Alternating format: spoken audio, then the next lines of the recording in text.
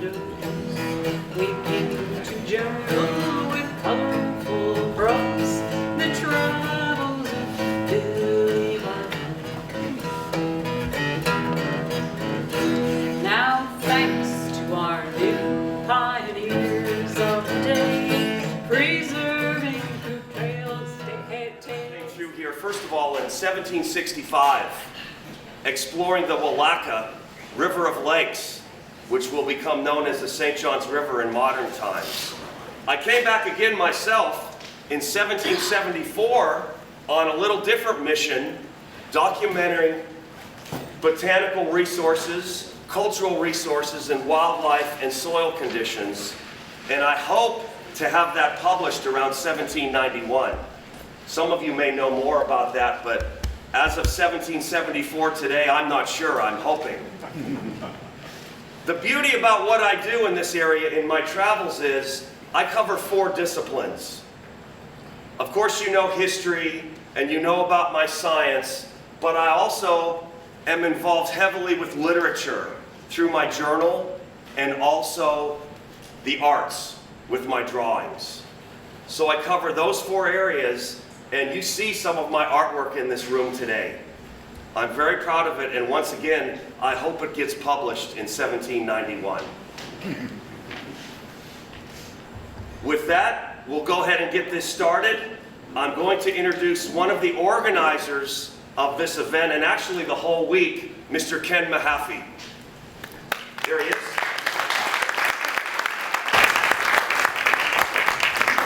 I want to thank all of y'all for being here. And you don't know, this is our 6th symposium that we've done since 2013. So it's a rising new thing that we're doing, and it really is working well. I mean, we've been so lucky to be able to gather some really great lectures on our river, on our environment, on the history. So, you know, it's just really an exciting time for me because I learn something new every time I come to one of these things. But we're going to start out with something a little different today.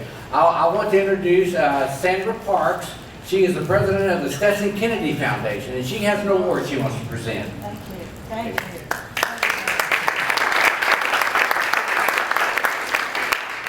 Well, I'm here today to present the Stetson Kennedy Fellow Man and Mother Earth Award to Mike Adams. All right.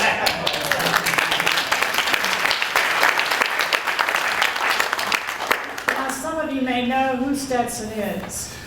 Stetson is best known as a folklorist. He was Zora Neale Hurston's boss man in the Federal Writers Project, and the last living writer out of the 7,000 writers that were hired in the Writers Project.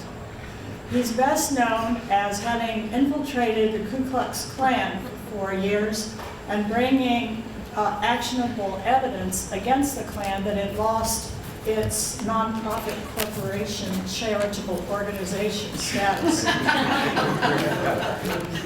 Stetson is lesser known as his interest and advocacy in environmental issues.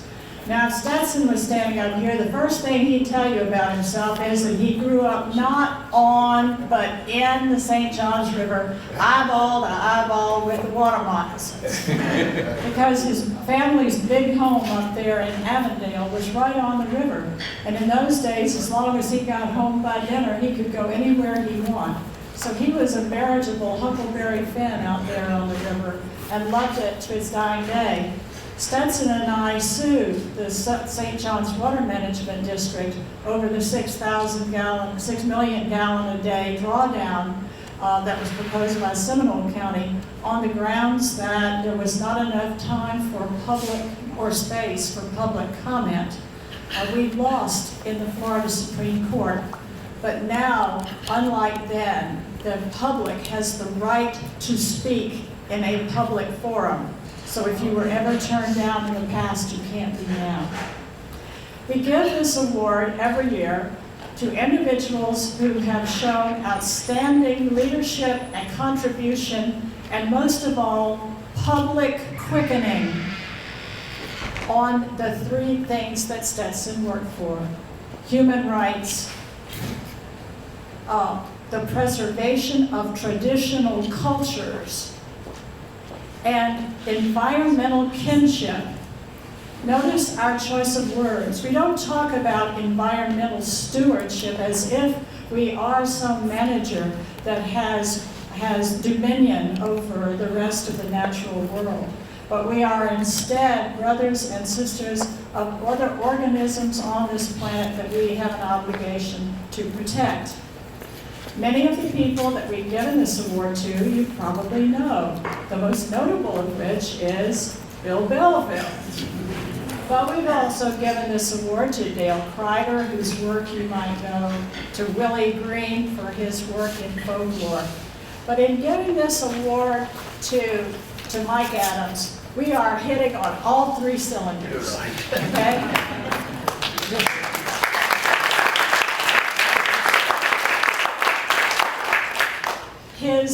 His work in interpreting and becoming the Bartram not only is protecting an important historical legacy of not only the state of Florida, but our nation in general, but he also quickens the minds and hearts of people.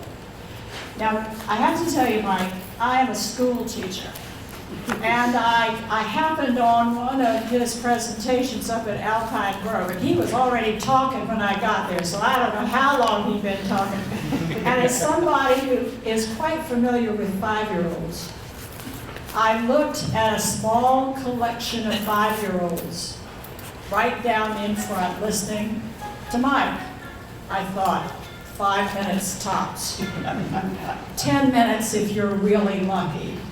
But 25 minutes later, this man held these children in thrall as he did his adult audience, because he is able to quicken the minds and hearts of his listeners. It is our very great honor today to give the Stetson Kennedy Fellow Man and Mother Earth Award to Mike Adams. Mike.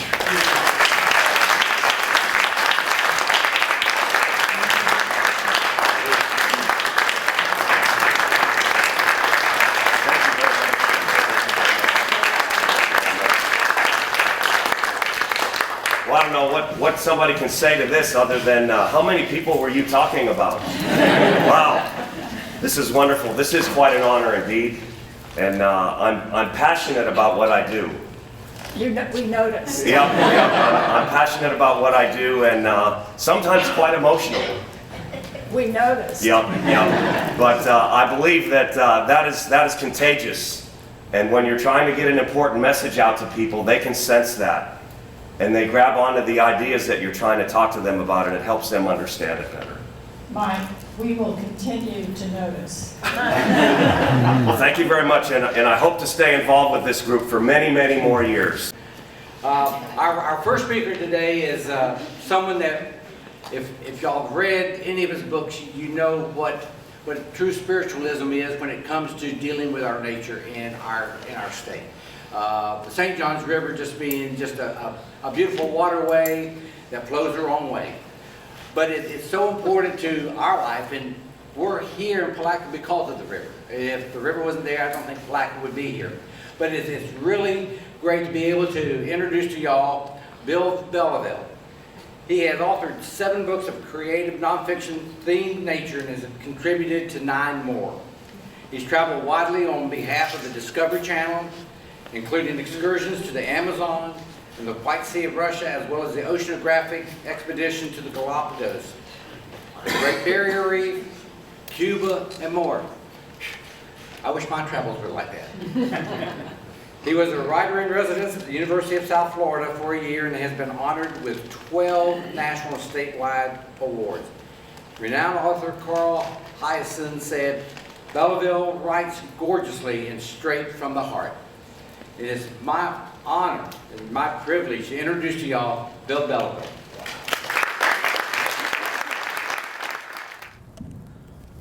Richard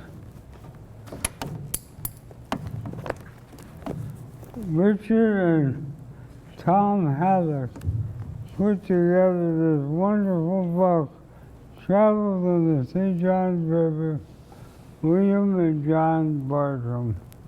They did a great job. Thank you, man.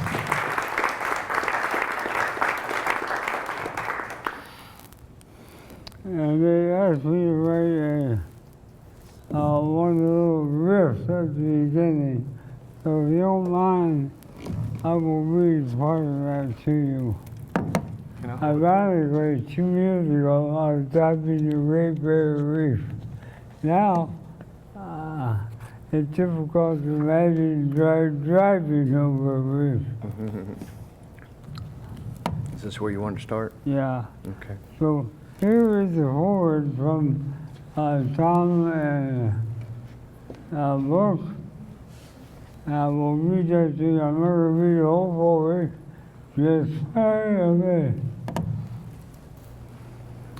No other continental state can match our Florida Peninsula when it comes to the biological diversity of plants and animals that exist here.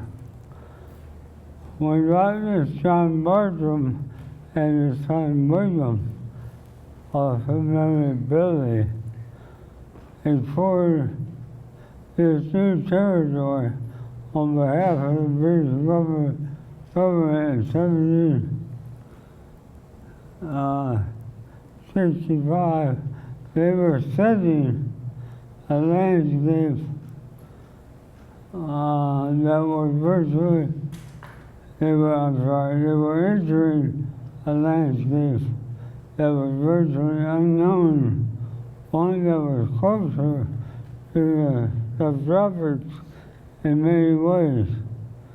Bartram's correspondence had been reported on Florida, including John Lebeau and Hernando de la Escalante.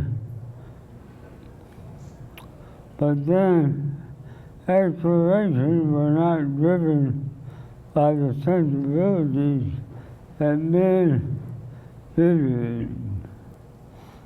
Both Bartram wrote about early exploration here, and doing so helped provide the world with our first intimate look at La Florida of the late 1700s. These observations generally were woven into the broader stories of the American Southeast.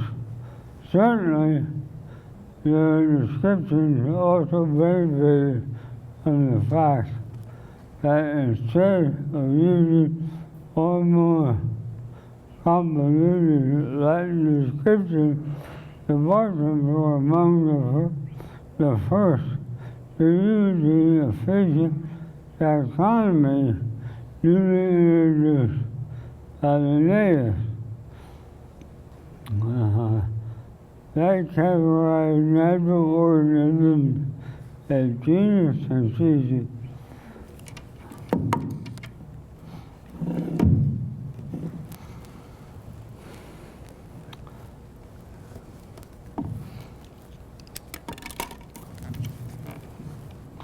I first read Bartram thoroughly when I was preparing to write River of Lakes, a journey on Florida's St. Johns River.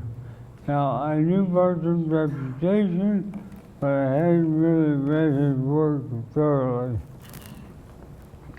My Hastings partner, Dr. Steve Palin at Rollins College, who was a former priest, had a very spiritual understanding of what nature was about, and he said, Bill, man, you gotta delve into Billy Bartram as deep as you can. I said, if you say so, Steve, I will. And I did. And what Bartram appeared 50 times in River of Lakes, appeared another 30 or 40 times in some of my other books, including my latest one, Salvaging the Real Flora.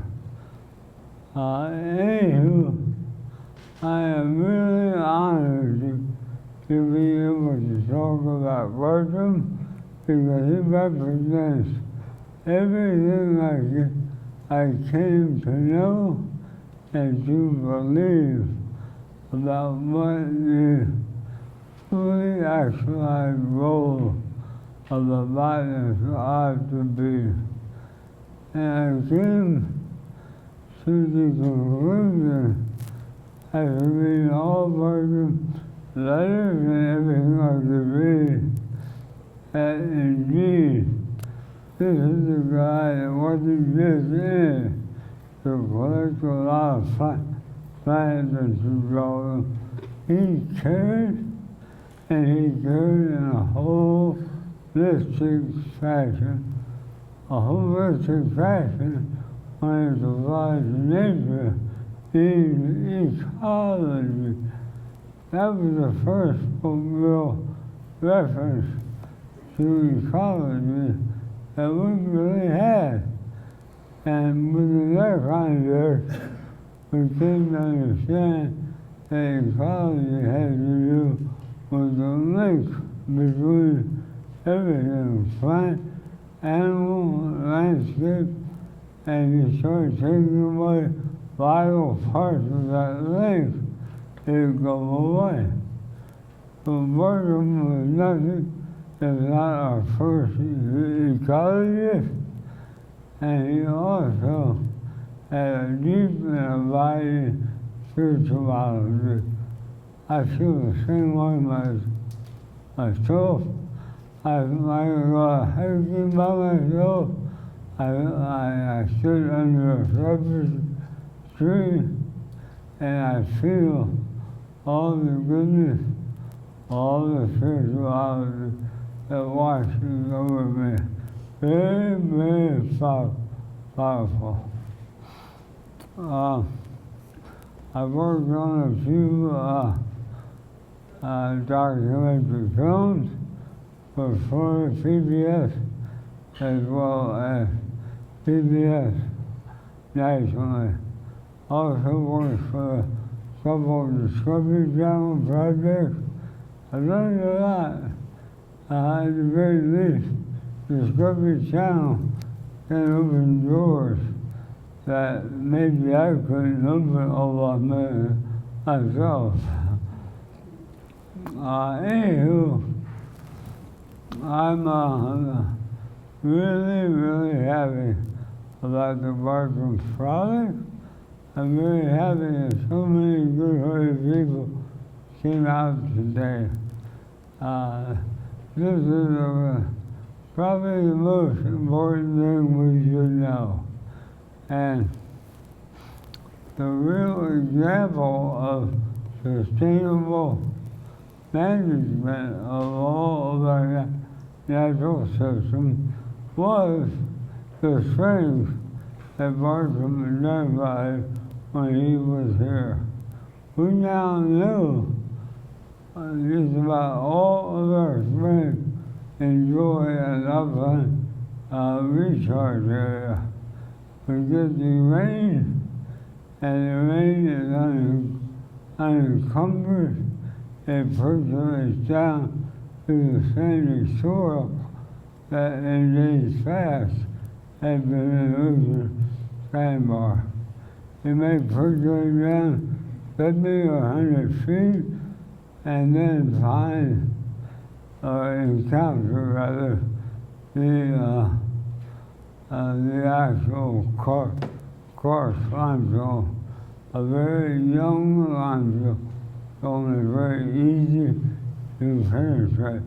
And at the bottom, from the recharge area with the sand to the place where the springwater comes out at the very bottom because of gravity. That can be 75, 100 feet away. But if you just find out it's all a strength that is declining in magnitude and increasing in nutrient, it's because that the so-called spring step where the rainwater percolates down into the terrain. That spring step, there was something going on. Somebody will have tried to manipulate it in your development or to pump enormous amounts of spring water out. I'm incredible because the Native Americans who were here long before Bartram, they understood in a very visual way the importance of spring, and they kept them as sacred. There's a few of us that do feel springs are sacred. Unfortunately, there is not enough, and I would love it if we all joined in the larger food movement to sustainably keep our springs alive and to keep them fresher and clean. I think Billy Bartram would appreciate that. We're going to do Q&A now right there. Pardon me? Oh, you're going to do Q&A now right there. That's fine, if you'd like, sure. Okay, guys, if you have any questions, now be the time. Put up your hand. All righty. No question, okay. If at the end of our other three distinguished speakers, if you do have any questions, let all of us know. Thank you very much for coming, guys.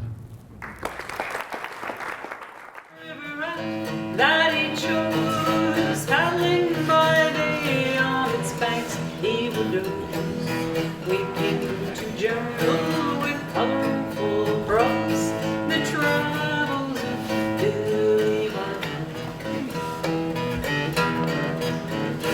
Now, thanks to our new pioneers of the day, preserving through tales and stories that say the wonders of nature that still mark the way of the travels of Billy Bartram, of the travels of Billy Bartram, of the travels of Billy Bartram.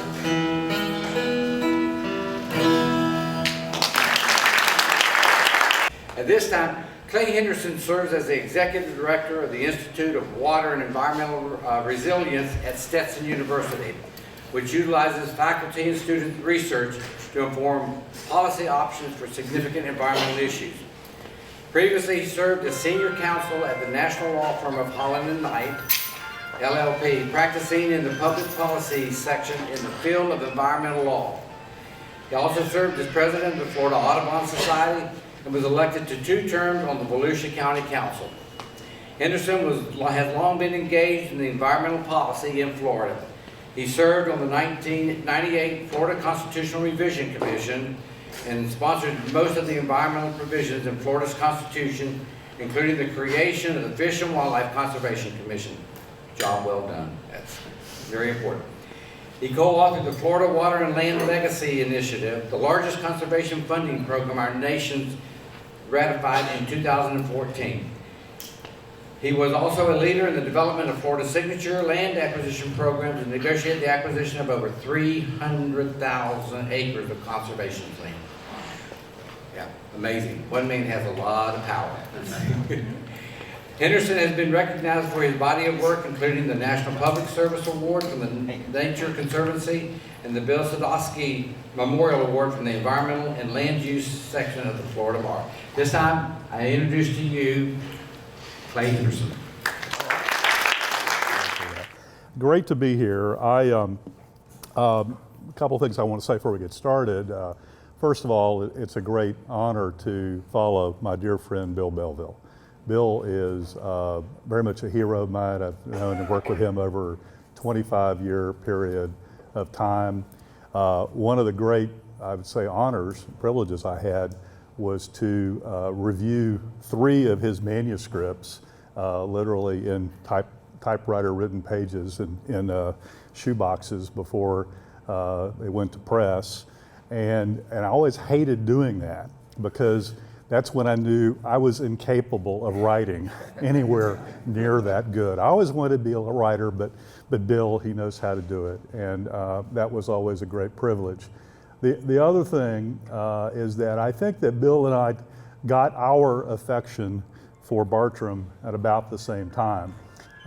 When I was at Audubon, he had the idea and got some funding to be able to do a film on retracing Bartram's trip up the St. John's, and it was a pleasure of mine to be with him for a good bit of that. We read Bartram along the way. We identified sites along the way. It was a tremendous film. I don't know if we could still find it, but it would be great because you could see what we looked like 25 years ago. And that was a real joy. So, what was the name? What was the? I'm not sure. We'll find it. But the point is, a lot of that ended up in River of Lakes, and so a lot of the narrative that we found along the way, and a lot of the references to Bartram ended up in River of Lakes, and I can attest to the fact that Bill, in wanting to be totally authentic, decided to camp at the spot where Bartram spent the night in the infamous Battle Lagoon. I don't think he climbed a tree that night, but I can tell you, because I was there, that the number of alligators has not diminished in 250 years. Before we get started, I want to acknowledge 2 people. One is here and one is not. Stephanie in the back with the camera. You're going to see a good bit of her art, and I was not able to put this together without her help. And one of my colleagues, Tony Abbott, who would have been here but for death in his immediate family. And Tony is, we talked about aficionados and scholars. Tony is the scholar. I'm the aficionado. I don't claim to be the scholar. I'm the aficionado. So, and a lot of what we're talking about today was work that Tony put together in his sabbatical. What I'm going to talk about is I'll give you greetings from your friends to the south in Volusia County, who've been inspired by your work here. And we are hoping and hope that next year we'll be able to, and in fact, complete or continue leadership that you've shown here and expanding the Bartram Trail to the south. And then I'll have the editorial comment to the south in Volusia County, where all the really cool things happen. Where all the really cool things happen in Bartram headed south. So we're looking forward to that, and looking forward to being able to introduce him to a good group of people. The only claim to fame, by the way, is that when National Geographic did the story of Bartram in a 2001 edition, I was the boat driver. Okay, so my job, it was just fun to be part of that. Again, like what we did with Bill, we recreated a good bit of the Bartram trip up the St. Johns River, and the writer here, Glenn Olin, he insisted on doing the same thing. He wanted to spend the night in Battle Lagoon and be able to write about that. And so we pulled we didn't do it in a canoe. We did it in one of those, big old fancy houseboats that we rented down in DeLand. But we pulled in there to Battle Lagoon, and we dropped the anchor and had dinner, had a few drinks, spent the night.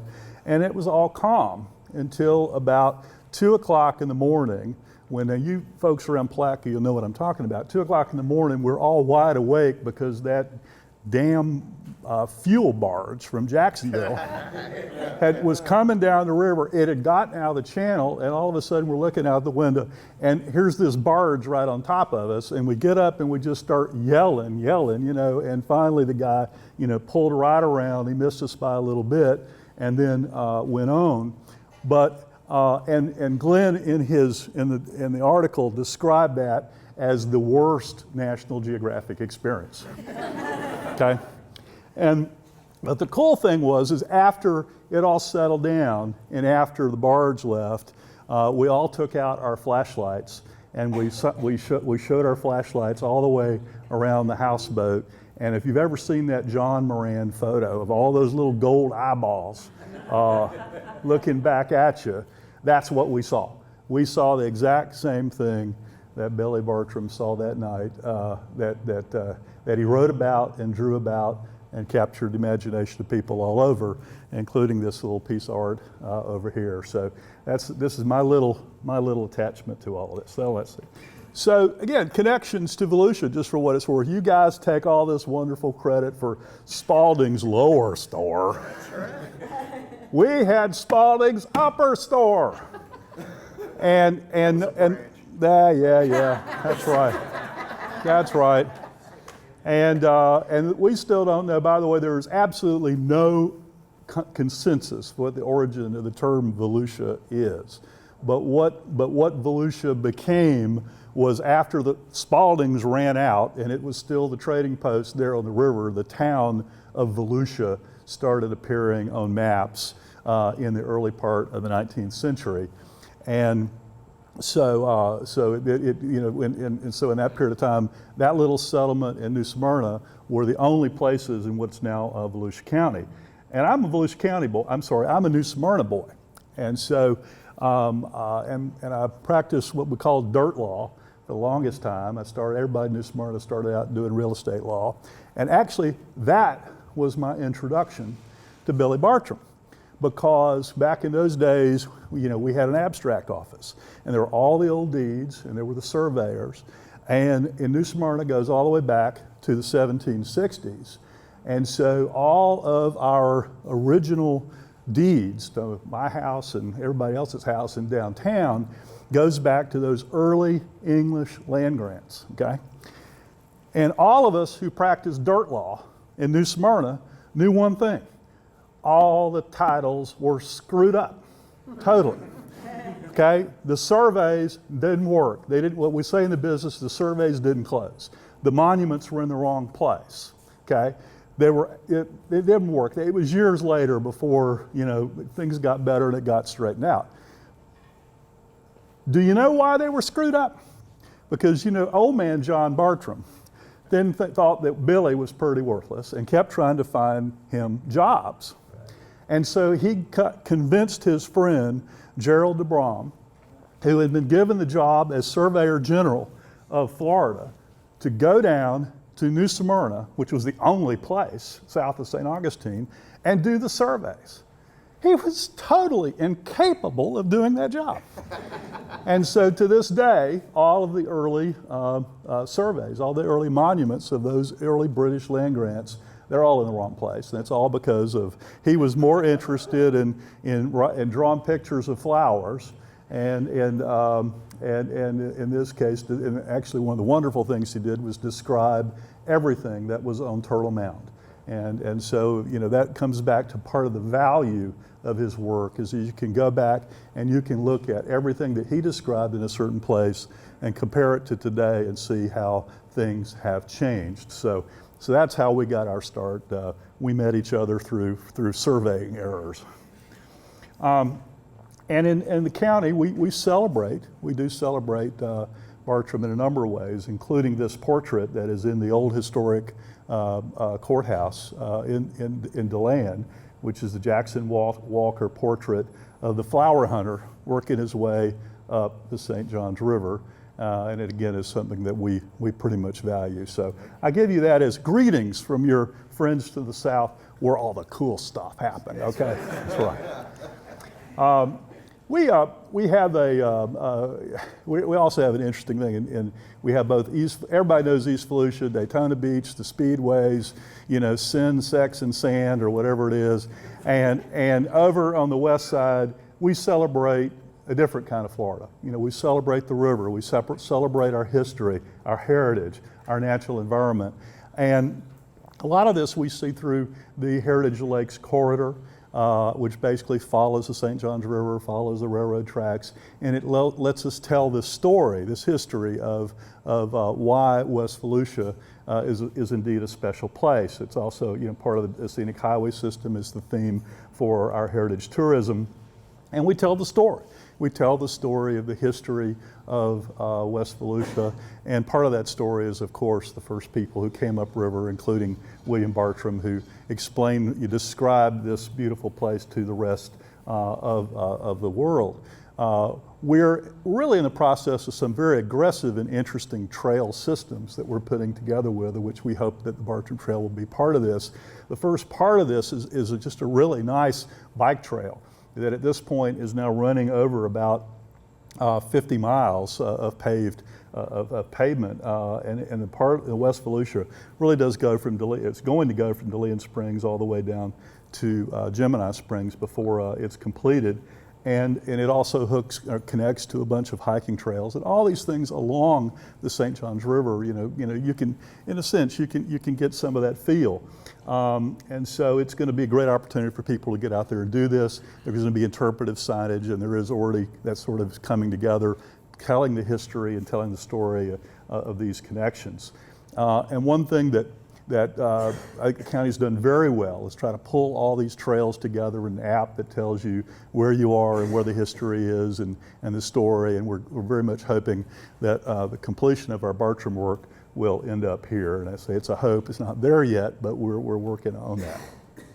So, and by the way, I'm sorry, I lost this. It went back. You did see the logo. You saw the logo, right? Yeah. I'm sorry, but in my business, the legal business, not the academic business, plagiarism is the highest form of flattery, okay? That's right. So y'all got a great logo, and we stole it from you. And we put Volusia on there because we put Volusia on there, you know why? Because that's where all the cool stuff happens. So this is the brochure. Now I've got them. We've got Stephanie. You're going to be she's going to hold up where we want to make sure you get one of these. It tells the story, tells the significance of what you know. We've got a map in there that tells some of these wonderful sites. Of course, you see we lead off there with Battle Lagoon because that's really the cool thing, and then we've got the map and the location and all these wonderful things along the way. Tell a little bit about Bartram, and so it's a great way. I can say for just a second. You can. This was a partnership with Stetson. Stetson joined River of Lakes Heritage Corridor Group, the byway. So this is the byway map, like the red line is River of Lakes Heritage Corridor, and a lot of the Bartram sites are off-road, as you know. They're kind of, so what we did was we put a list of byway sites like docks and trails and parks, places people can park. And then at the top is all Tony's scholarly Bartram quotes and information about the Bartram sites on the map. And so you can orient yourself when you're traveling the byway to visit the Bartram sites. There you go. So that's why she's here. Again, this is going to be a little bit redundant, but see here a list of the cool sites that are within our sort of area. Now I know that we share a little tiny bit of Lake George with Putnam County and actually Lake County and Marion County, but you can't get down through the river without going through Lake George, which you call the Little Ocean. And if you've ever taken a little boat across that big lake, you know why I called it a Little Ocean. Mention Spalding's upper store with the Bartram trail marker that is there next to this great live oak that, was, when you look at a live oak like that there, and there's he went past this tree and that tree was there, okay?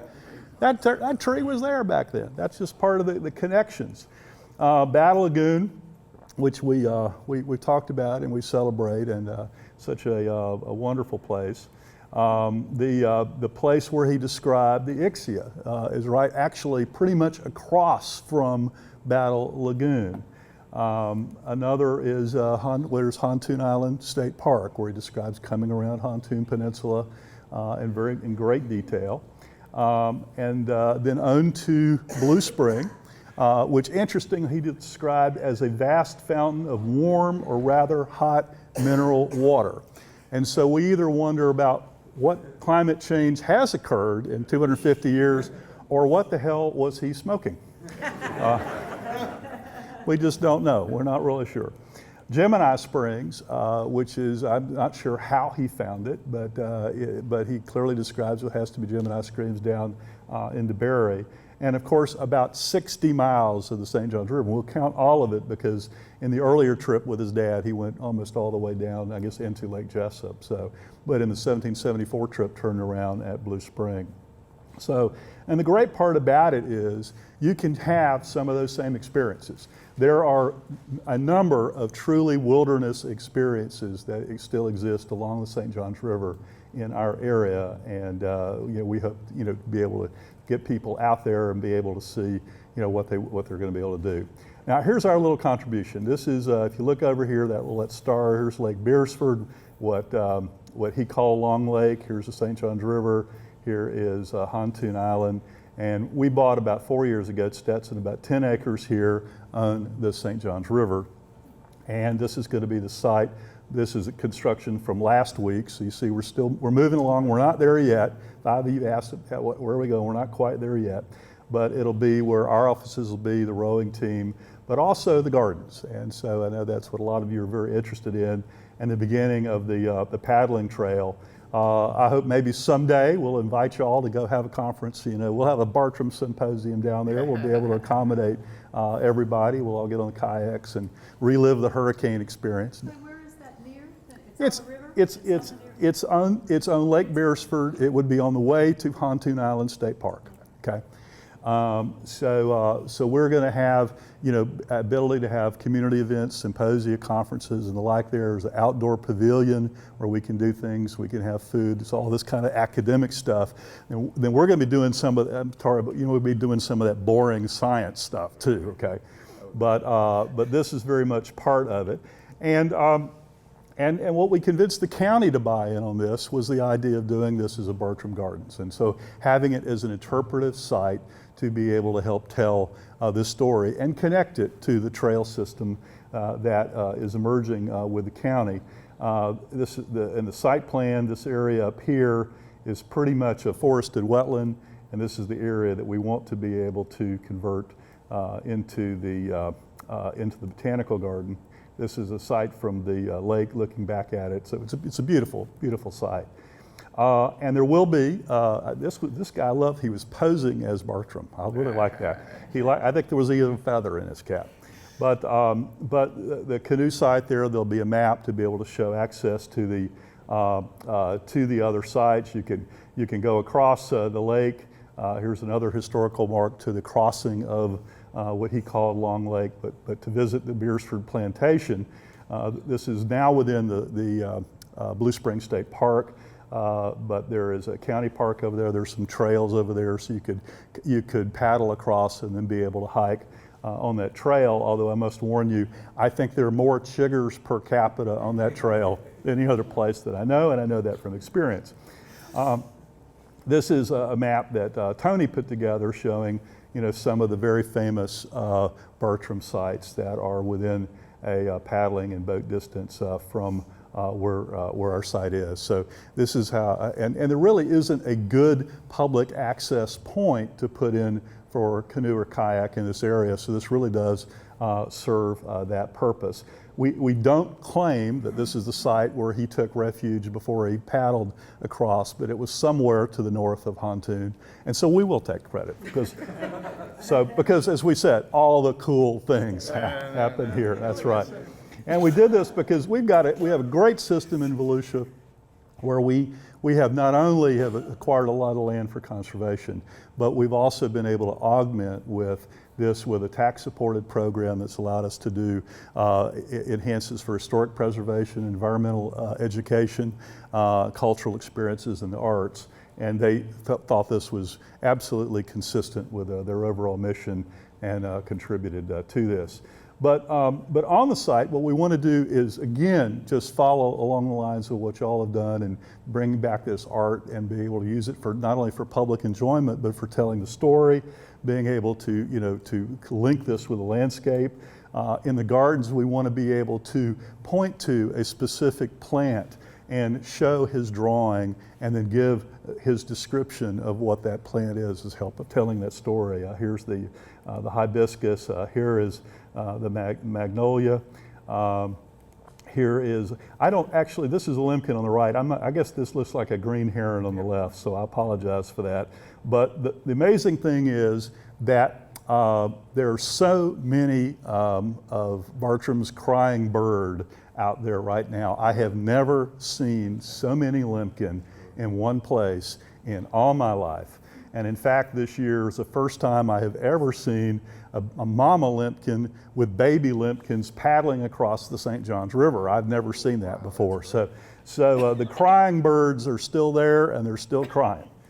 And we'll tell birds as part of the story too, because I'm a birder, you got the Audubon connection. And I always tell people this is part of the story, that until the Bartrams came up the St. Johns River and saw all those birds, nobody knew where they went in the winter. And in fact, some of the learned scientists of the day even speculated that they might even fly to the dark side of the moon. No, they just came to St. Johns River. So to be able to help, tell that story. So the St. John's is a great vehicle to do that. Bartram is the way to help tell that story and unlock those experiences for so many. And then just on a personal level, for me, I'm a guy, I'm into policy. And what I'm really into is how do we restore these special places to what they were like before we messed them up. And the St. Johns River is an example of that, our springs, the Indian River Lagoon, the Everglades, obviously. And it's hard to have a roadmap for how to get back there without knowing what the conditions of these ecosystems were before, the railroads and the steamboats and the people and the 1,000 people a day who are still moving to this state. And so the value to this day of William Bartram and why this is a book that finally got to print in 1791 and is still in print today is because it's value to folks like us that want to know, how do you put these parts back together? What did they look like before we messed them up? How can we try to instill some hope in restoring these important ecosystems? Wilderness is a wonderful thing. But it takes a little management to get that back wilderness to function the way it was. And I think if more of us can have that wilderness experience, the same kind of experiences that Bartram had and instilled upon us, that it requires all of us to then do what it takes to preserve and conserve this special place that we call home. So I've enjoyed the opportunity to be with you. Thanks. PhD from the University of Florida. He's in the Department of Biology. He's got some very interesting shots and information and stories about alligators on the St. Johns. Thank you.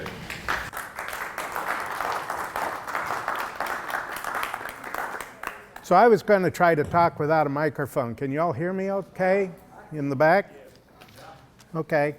So a couple of years ago, I talked about Bartram and alligators at the national conference that was here in Palatka, and talking about Bartram's observations of alligators and alligator behavior, and our modern understanding of what their behavior is about. And so when I was asked to come speak to this group, I decided I'd do something kind of different from that in case there was a chance of redundancy here. And so I thought I'd just try to talk about alligators and the river itself, and talk about why and how alligators utilize the St. John's River. So there are a lot of alligators on certain parts of the river, but alligators utilize all of the river, whether you see them there or not. And one of the benefits of a big river system is that it allows easy mobility. It allows them to traverse great distances with very little encumbrance. And alligators are a species that moves a lot seasonally in association with reproductive behaviors, in association with food and that sort of thing, and in association with the behaviors of other alligators in the population. They're very reactive. They're both proactive and reactive to other alligators in the environment. So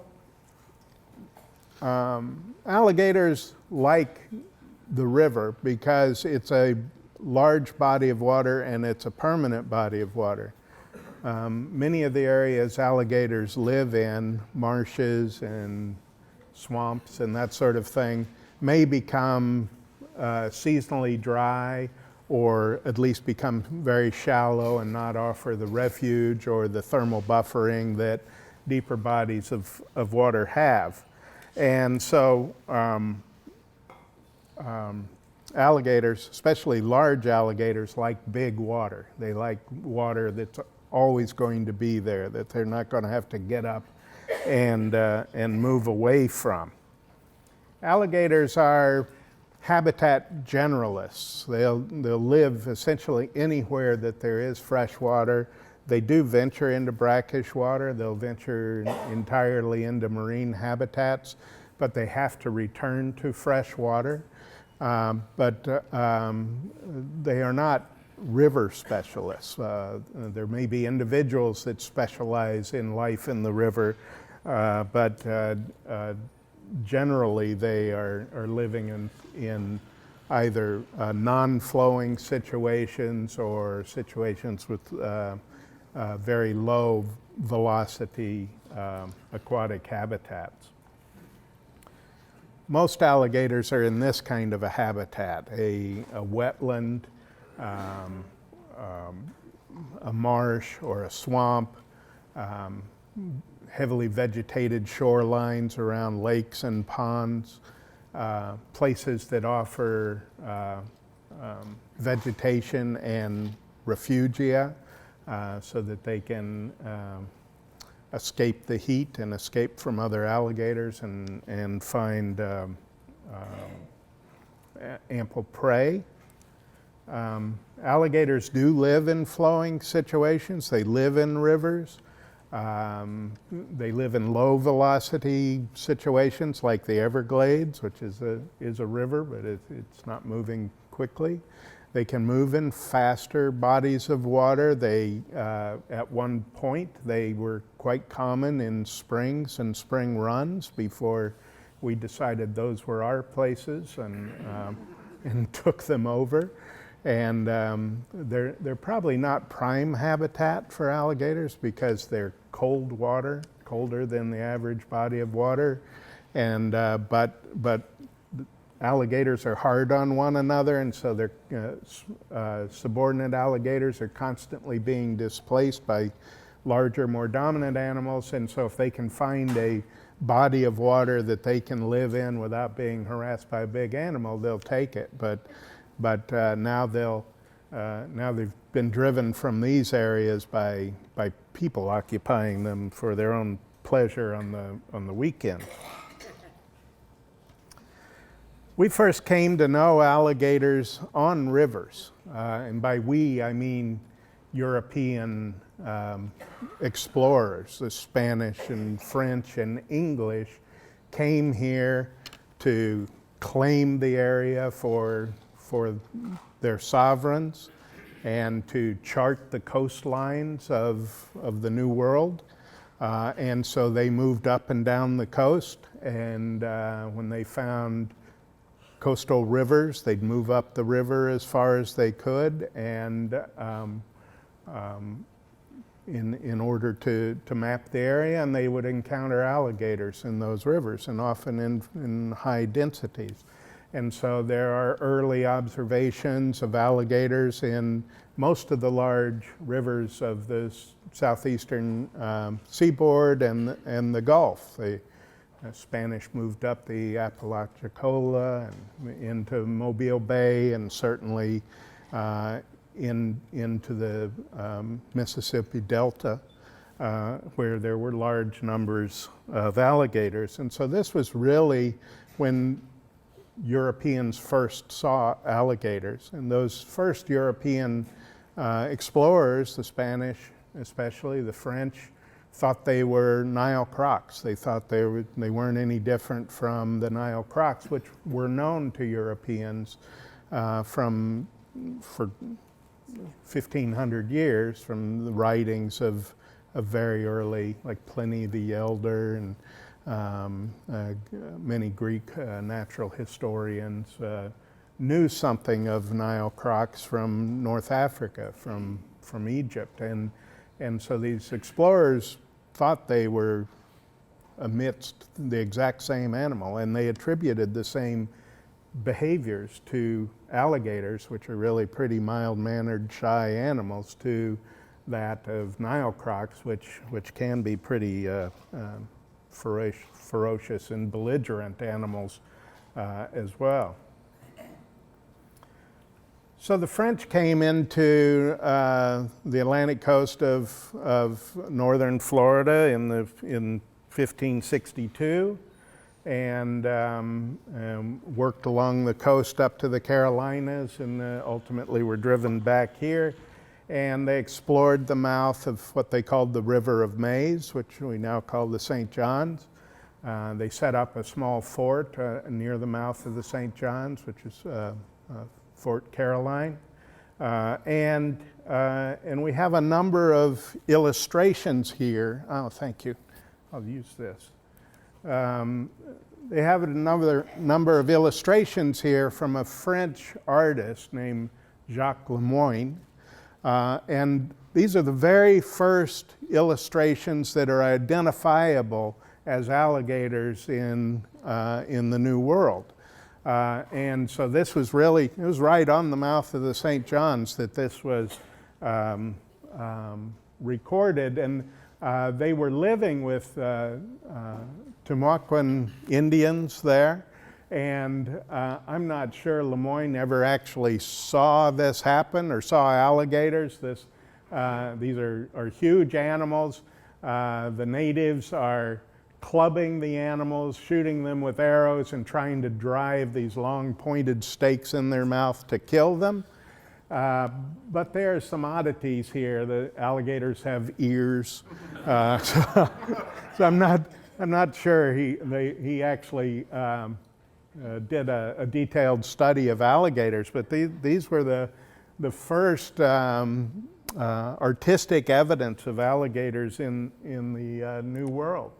This is another one of Lemoyne's drawings that has an animal here. They're smoking meats to preserve them, a large number of wildlife species, and I suppose this is an alligator in this. So we learned a bit about alligators. We learned more about Indian customs through those illustrations. The river, most of the rivers were the primary means of transportation before roads were built. Bartram used canoes to move up and down the river. Small skiffs were used. And as more people were trying to move into Florida or utilize Florida, we started having larger vessels moving up and down the St. John's. There were steamboats or paddle boats. and you could get on a boat in Jacksonville and get off and take a fairly short mule cart ride across over to Cocoa. So you could go a long way up and down the river. This was a steamer coming into Silver Springs, so they'd go up the Ocklawaha and work their way up into Silver Springs. And so by the 1880s, this was what people were doing. They were the wealthier Americans were coming to Florida to see the wilderness, and they were doing it from these paddle boats. And they were seeing alligators along the way. And there's lots of written accounts, many written accounts in weekly magazines or monthly magazines of traveling the river and shooting alligators for sport. And they wouldn't stop and collect the alligators. They wouldn't skin them. It wasn't for hides. It wasn't to get meat. They were just shooting them because they were there. There were lots of animals, and they considered this sport. It became so common that there are a number of observations of people on these boats blasting away at alligators that had already been shot hours or days before, and shooting an already dead alligator. So I wanted to talk a little bit about the alligators and their use of the river. And as I say, the deep permanent water is attractive to alligators, and especially to big alligators.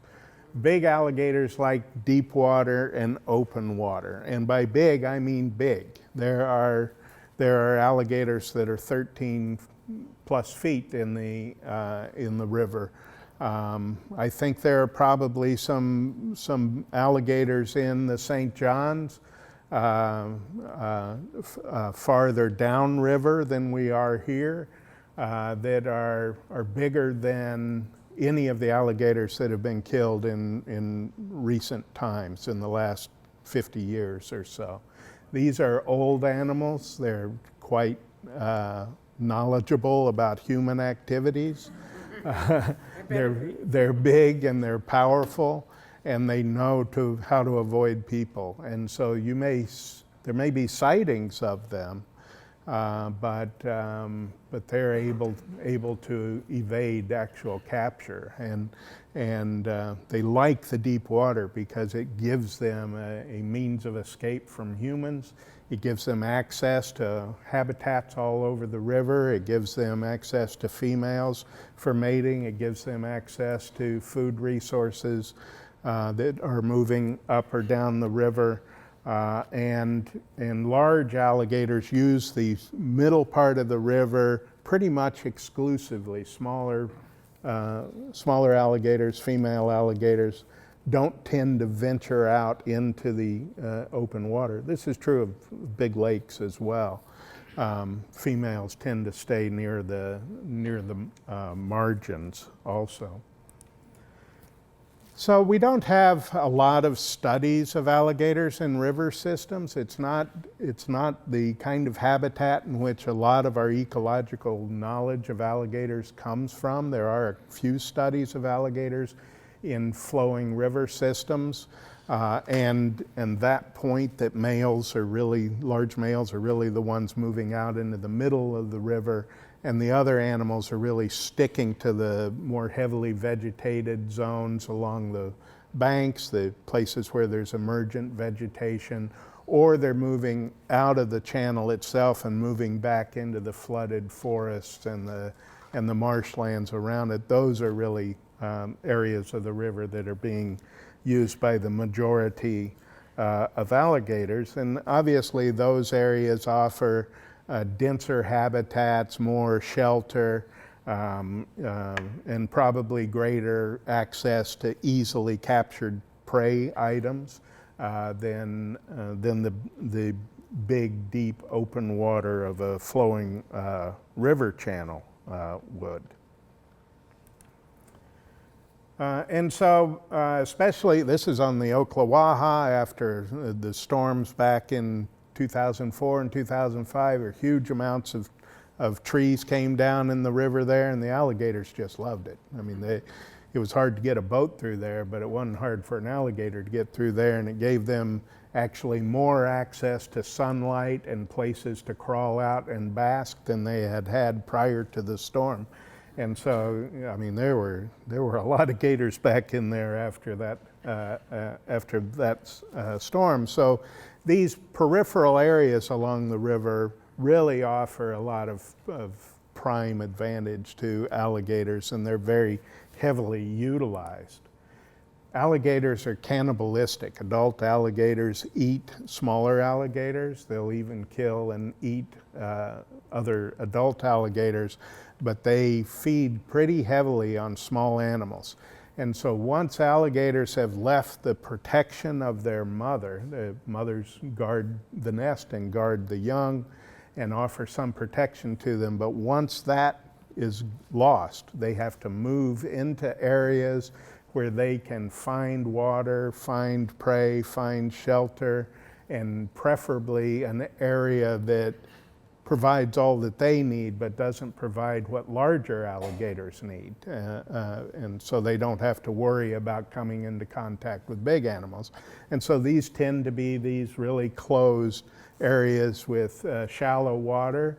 It might be ephemeral water, so during periods of drought they may have to get up and move, which is dangerous to them.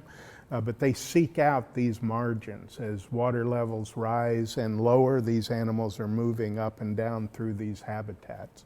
But it also offers them access to lots of the prey that they need, smaller prey like grasshoppers and katydids and small snails and little frogs and mosquito fish and small snakes and all of that. That's what these things need at that time in their life.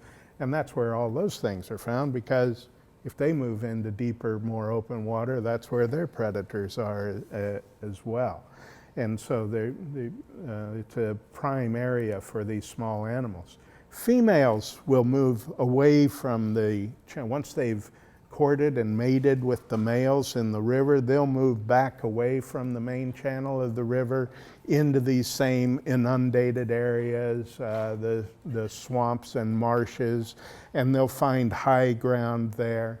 For instance, some of these bluffs that you see on the river right near the Battle Creek, and they'll nest up on those where they're protected, they're surrounded by vegetation, but they're not at risk of flooding. And so females move back into those same habitats to build their nests and watch the nests while the eggs incubate, and when they hatch, they'll maintain some control over the babies back in these very shallow areas.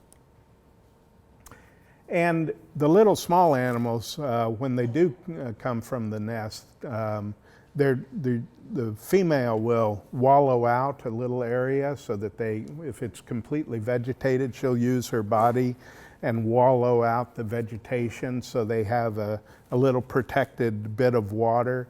It's kind of surrounded by vegetation. They spend their first weeks or months in that area, and they can move around in this or move from it and forage among all that vegetation, but the female's usually nearby, and if there is danger, they can run to the mother, or they can vocalize, and the mother will come to them as well.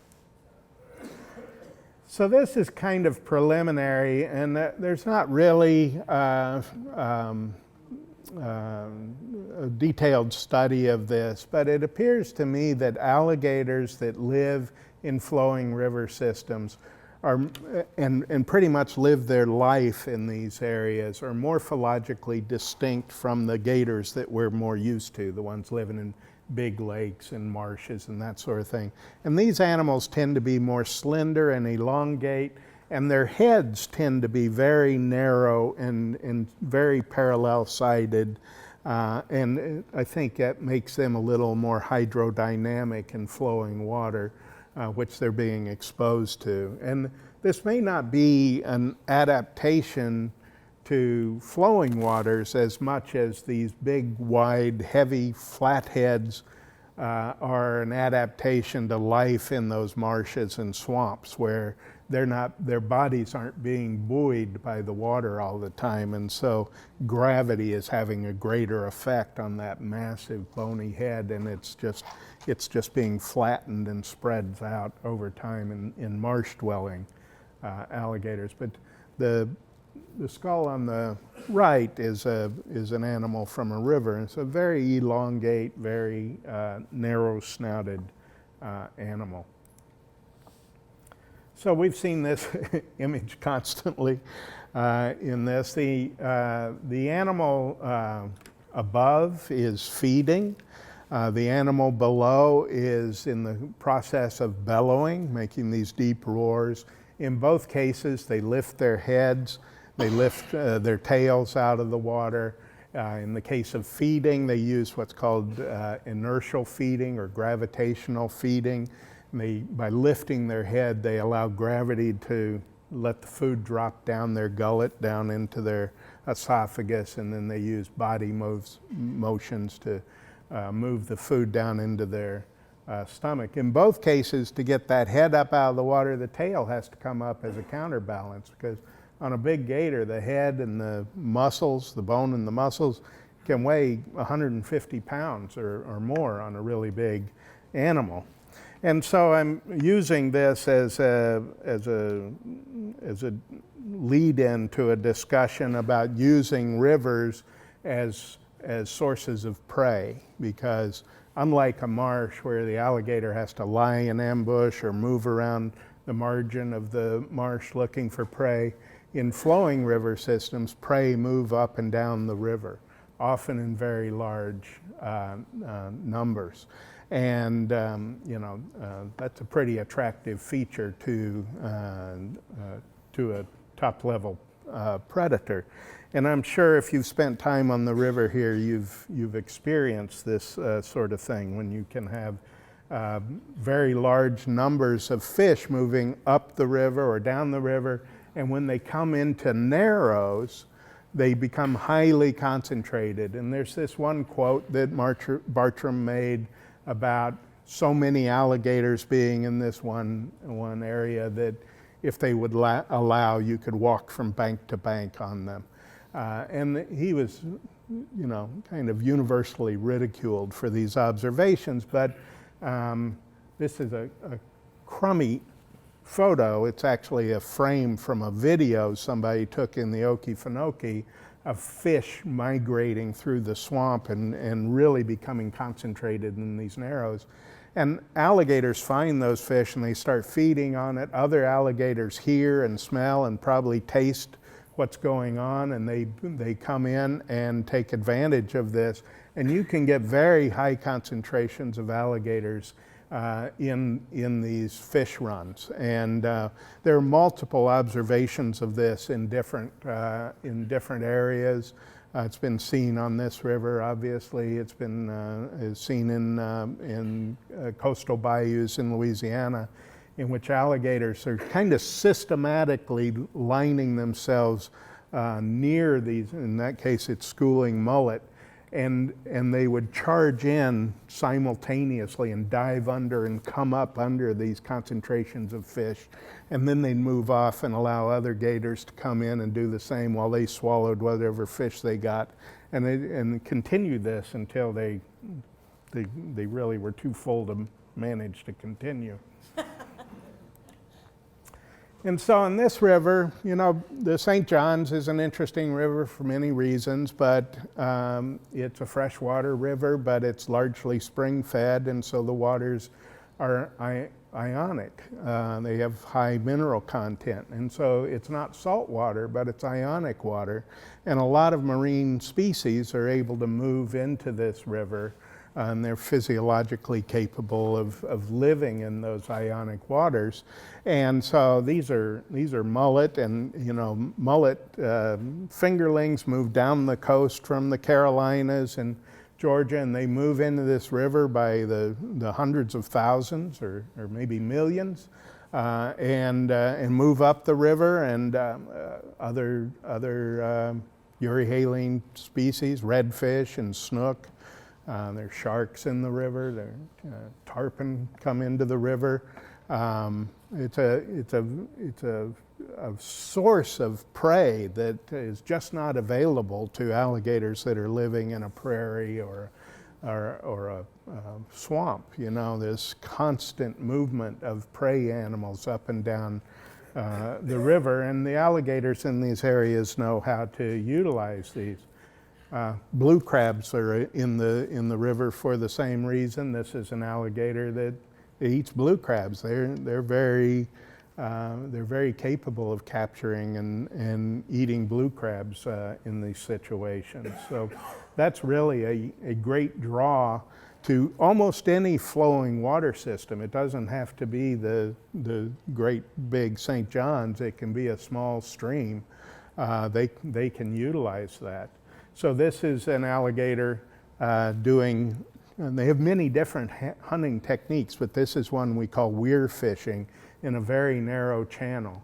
And the alligator, if you can see this, the alligator is blocking the flow of the water in this channel. So there's a bank right here where the tail is turned, and then this is the other bank, and water's flowing in this direction. And I don't know that it's obviously a pretty crappy photo, but I think you can tell that the water is sort of dammed up on this side of the alligator. It's a bit lower, and the flow of the water has to be passing by the tip of the snout here.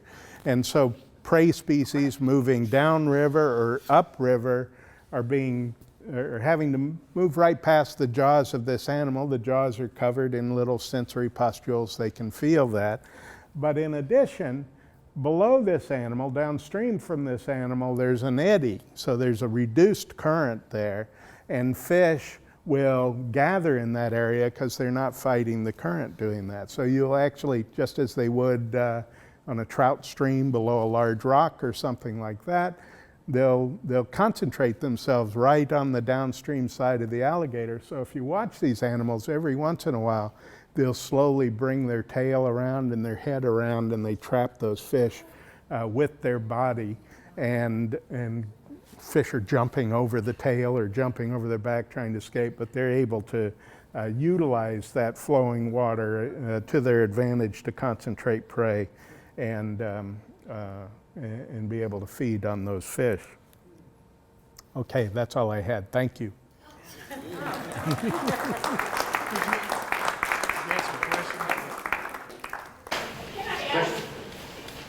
you ever done any studies on whether those fishing techniques are learned over age, or if they're passed on in some way, or, I have, so the studies of fishing in alligators and other crocodilians are largely observational studies. But the same techniques, there's a number of techniques that have been described for alligators and for a number of crocodile species, and they often are doing almost identical behavior. So that makes me think these are really more instinctual behaviors. But Nile crocs will do this same kind of weir fishing. I've seen common caiman in Venezuela doing the same thing in little small channels. I think, though I have no doubt that these animals are capable of observing behaviors within their population and mimicking that or replicating that, I think those behaviors are probably, there's an instinctual basis to it. The thing about feeding behaviors is that, it's like when you're feeding your dog and we use treats to reward it. If they do a behavior and they're able to capture a prey, there's a positive reward, and so there's a tendency for them to magnify the behavior, right, over time. What is the lifespan of the great big ones you were talking about that would live in the middle channels? So it's hard to estimate lifespan for wild alligators. We generally say that alligators live in the wild usually 45, 55 years. we're probably underestimating that. There's a few studies. There's one long-term study of alligators on a coastal river in coastal island in South Carolina that have been working with alligators for more than 25 years now, approaching 30 years. And they have animals that were marked at the beginning of that study, and those animals are still there, and they were large adult animals at that time. So they're probably in their 60s or 70s. In captivity, there's an alligator at Steve Irwin's Zoo in Australia that's 87 years old this year, and there's another one in where is it? I think it's in Czechoslovakia that's the same age. So there's two females that are 87 years old. So I always say they at least potentially in captivity, they have a lifespan pretty similar to humans. Little girl? What'd she say? Did you take? Oh yeah, those are my pictures. Yeah, I've been doing this a long time, so every once in a while I manage to catch one. In 1970, I went on a fishing trip in the Okefenokee Swamp with 3 other young fools. We were there for 3 days. The first day was overcast and no wind, very still. I didn't see a single alligator, and I'm very disappointed.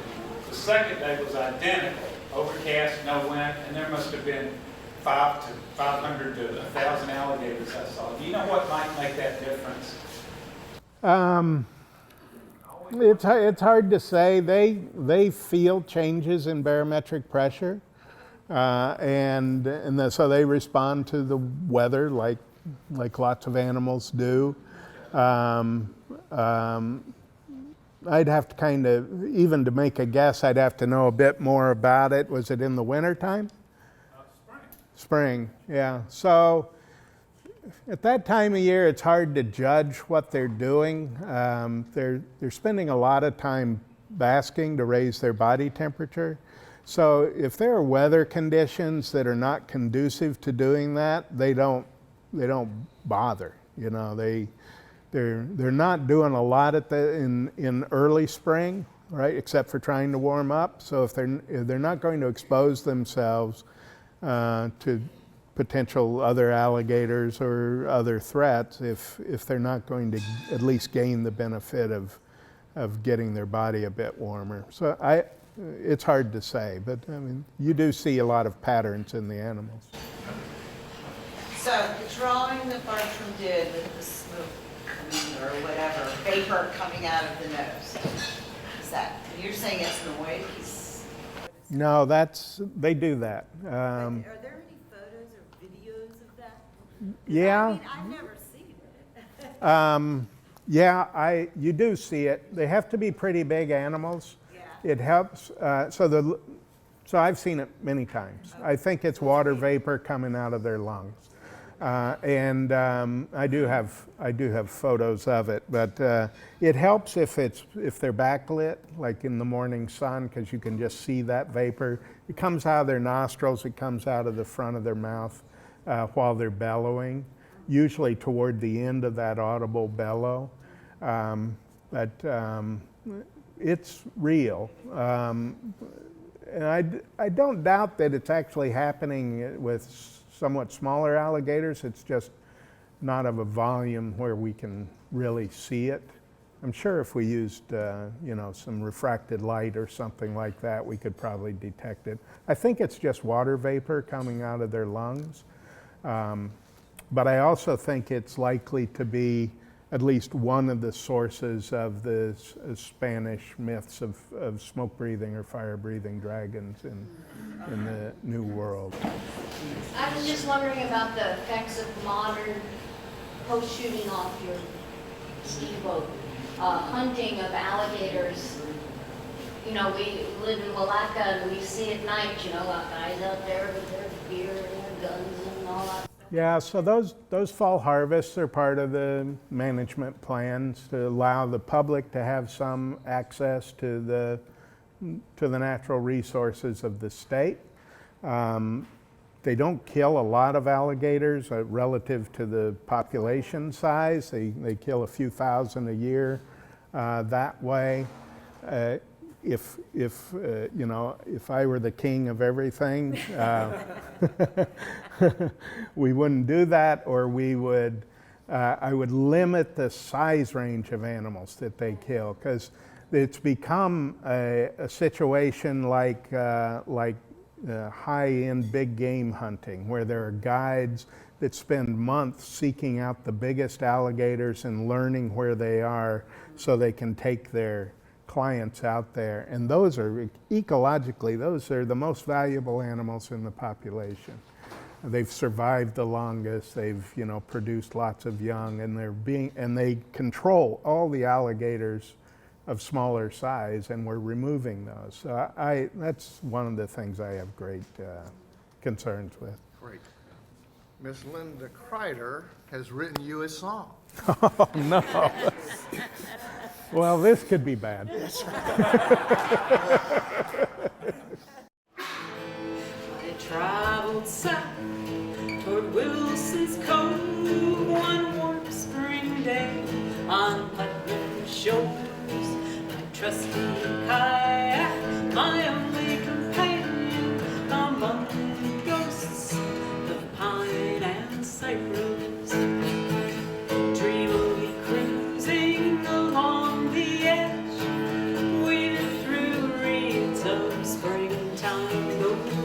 Suddenly behind me, sound so alarming, I turned my head back to behold. Like a dozen boilers exploding at once, spewing steam in every direction.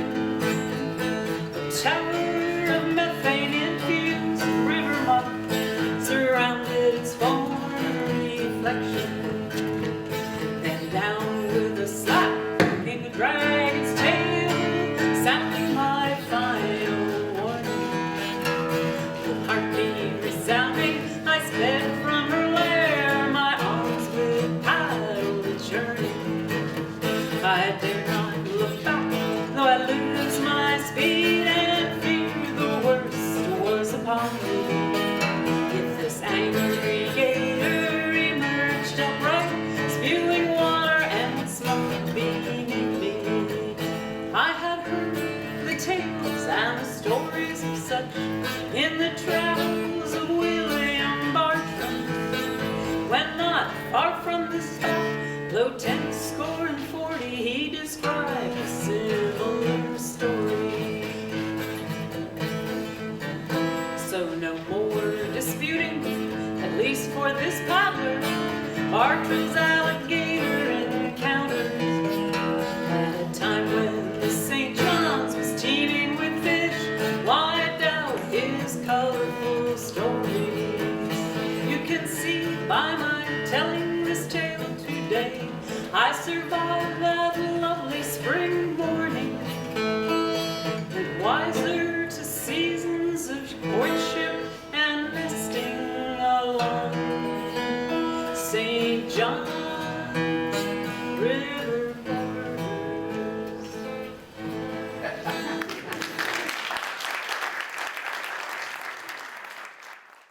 But currently he's retired faculty of the Florida Museum of Natural History, University of Florida.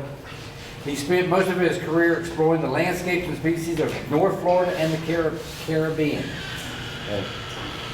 These experiences are described in more than 160 professional publications.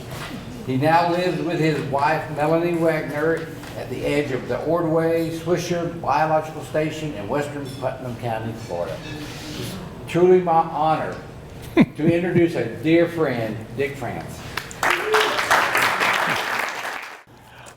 Thank you so much. But before we get started, I have a tale. Kent and I go back to 1979 when he started graduate school at UF, and he and I had to suffer with the same boss, Walter Offenberg. And Kent worked on alligators at the alligator farm, looking at their behavior. And you know that big pond that has all the alligators in it? that you could walk across their heads. He would be in the water swimming around studying what they were doing. He was one of the alligators in the pond. So I thought I'd share that, because every time I go over there I think, he's nuts. All right, so what I'm going to do today, and it's really hard, it's one of the hardest things I've had to do, is to explain this book. I can talk to alligators or tortoises forever, but talking about how this book came together has been a challenge. But anyway, I wanted to point out a couple of things. Notice that this book fits in a gallon plastic bag, and it can be sealed, so it's not, when it falls overboard, it's retrievable. The book is exactly 1 pound, so it could be stuck in your backpack, and so it won't be a challenge with your back. As you get older, the back becomes an issue. But so that's what we're dealing with. Basically, when this started, this book project started, it was right during the meeting in 2013. And Tom Halleck and I got together with Sam as our cheerleader and insisted that we do something with Bartram on the St. Johns River. So 4 years later, in January 2017, it appeared and came out through the University of Florida Press. So I'm going to sort of talk about a little bit about what happened in between there. I do want to mention the participants in this endeavor. Tom Halleck is at the University of South Florida in St. Pete, and a wonderful natural historian, cultural historian. He's great. Anyway, Dean Campbell was our cartographer. He produced this incredible map of the St. Johns River, which included all the campsites and the routes and so on. And it was a total inspiration. The book couldn't happen without having that kind of treatment. And then Bill, who spoke earlier, did the foreword in the book. And I'd not met him before. Today is my first day meeting him, and it's such a great pleasure. Catherine Neville Parker, Neville for short, lives in Melrose. She's the editor that was the University of Florida editor for the book. I'm glad she lived in the neighborhood, because then I felt like she was a neighbor and I could go and hound her about things. And then there are the cheerleaders of Sam, Ken, Janice, and many brother gardeners, some of which are here, like Jim McDonnell and Carol McDonnell. If it hadn't been for them and their sailorship, I probably would not have seen the part of the St. Johns River that I needed to see. They don't let me around boats or hammers. Sandy Cokernewt and Jack Cokernewt, Steve Hale, all of these are part of these brother gardeners in my view of the world. Okay, a quick timeline. It all started in July 2013, and I mentioned that earlier. It went through the first drafts of that first year. Energy builds that first year, and then, but anyway, it actually happened, and in fall of 2016, I went on a trip with a friend of mine, Ken Dodd, out west, and every night when we were in the motel, I was putting together this damn index to the book. He still blames me for his trip to the west. And then finally, it was produced in January 2017. Okay, I was asked to sort of define what the purpose of the book was, and that gave me a lot of trouble. Okay, but it is a guide. It's the guide to the writings of Bartram and their experiences of the Bartrams, John and William, on the St. Johns River. We tried to establish a travel timeline in the book and interpret the travel routes, the campsites, exploration, and these two guys here were the leadership of that. And then to sort update the cultural and natural history contributions. So that was what we were trying to do. Whether we were successful, that's up to you guys. This is the table of contents for the book, and it was organized sort of in an odd way. We divided up, Tom and I divided the book up into his part and my part, okay? His part was the journal, the diary and the journals and the writings of the Bartrams. And of course, Bill wrote the foreword. And then my part two, through their eyes, what I wanted to do there, I'm primarily a biologist, and you can't get that out of my soul. So I wanted to portray the natural history and culture when it came in that the Bartrams encountered. And then, of course, part two has a very different kind of lint to it than the first part of the book.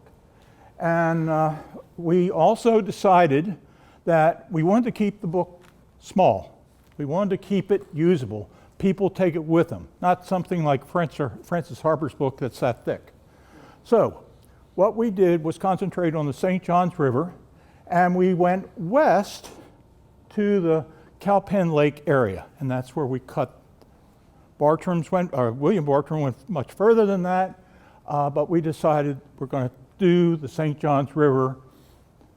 The Bartrams, for whatever reason, never went up the Ocklawaha River. That's a mystery to me. But anyway, so we do not include the Ocklawaha River in our story because the Bartrams didn't visit it. They got close when they were crossing Deep Creek, heading toward Cowpen Lake. They were probably within a mile of the Ocklawaha River. And why didn't they? It doesn't make sense. Beats your point. Exactly. Okay. I can tell you what, you remember, first of all, if you remember John Bartram, if you know about his relationship with the Indians, it was acrimonious at best. John Bartram's dad had been killed by the Indians, and there was no love lost. You remember they had attended the Indian conference at Piccolata just before they left. At that conference, the purpose of the conference was Governor Grant was discussing with all of the Indian leaders what was going to be the territorial divide between the Indian territory on the west and what would be available to the white settlers. And the Ocklawaha was the end point. So the dividing line goes directly from Spalding's Lower Store. If you draw a straight line from Spalding's Lower Store to the mouth of the Ocklawaha River, that and the area north of that line was available to the whites. To the south of that line was not. He was there at the meeting. The Ocklawaha was specified during that meeting. It's actually mentioned, and John was there, so he knew what the endpoint was. And when they hit the Ocklawaha River, that was Indian territory and was not available to them. And I'm sure he did not want to enter the Indian territory because he was not fond. Well, that path from Lower Store heading over to Cowpen, I've been very interested in that route. If you look at the maps, and I've also been looking at some of the plants that Bartram talked about, and some of these have very specific kinds of distributions. And there are a couple of pawpaws that give me clues as to where Bartram was traveling through. But they did go probably through the town of Rodman, which wasn't a town then, through by Camp Creek there, and then crossed Deep Creek, and then somehow worked their way up toward Interlachen and Cowpen Lake. So it's not everything is known yet. Okay, I kept pretty much all of my stuff in chapter 4. And these are the main ingredients for chapter 4. 1, landscapes. Now I chose the word landscape rather than habitat, ecosystems, all of these ecological terms because they have very precise meanings. I looked at his descriptions as sort of a broad brushstroke of the kinds of places. Like, for example, how do you have a patch of plants growing in the St. Johns River, and you talk about that, and then the next thing you're talking about are the sandhills that go on for miles and miles. So I chose landscape rather than these other words. Every time I talk to a group about fossil tortoises, my other favorite subject, people ask me, well, how do you name things?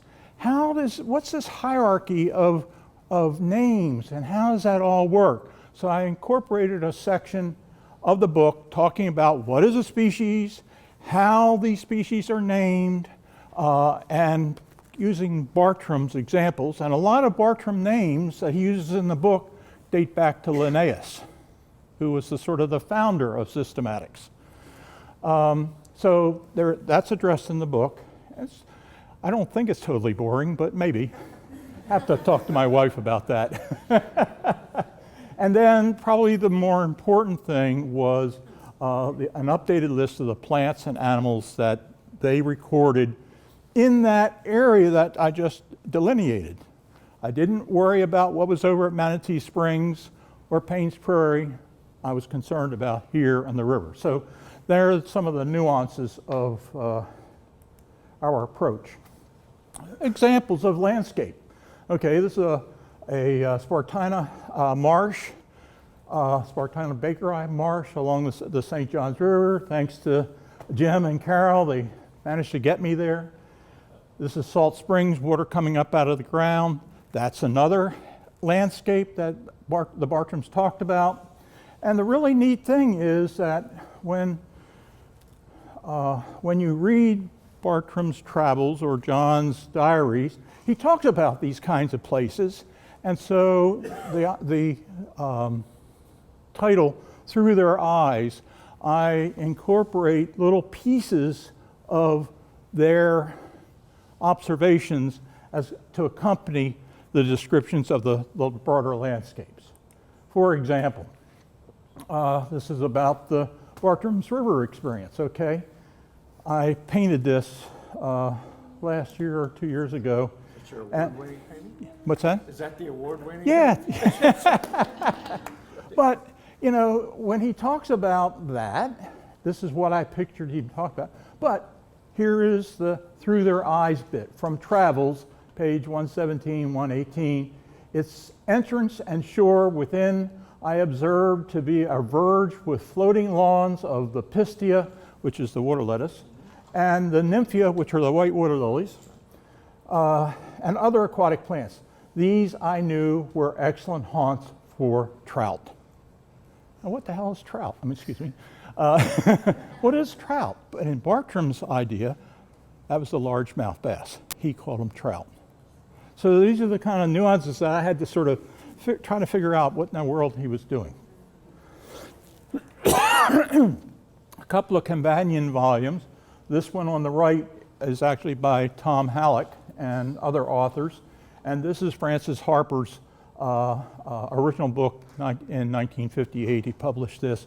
He came on the scene, Harper, when there were still wild areas in Florida.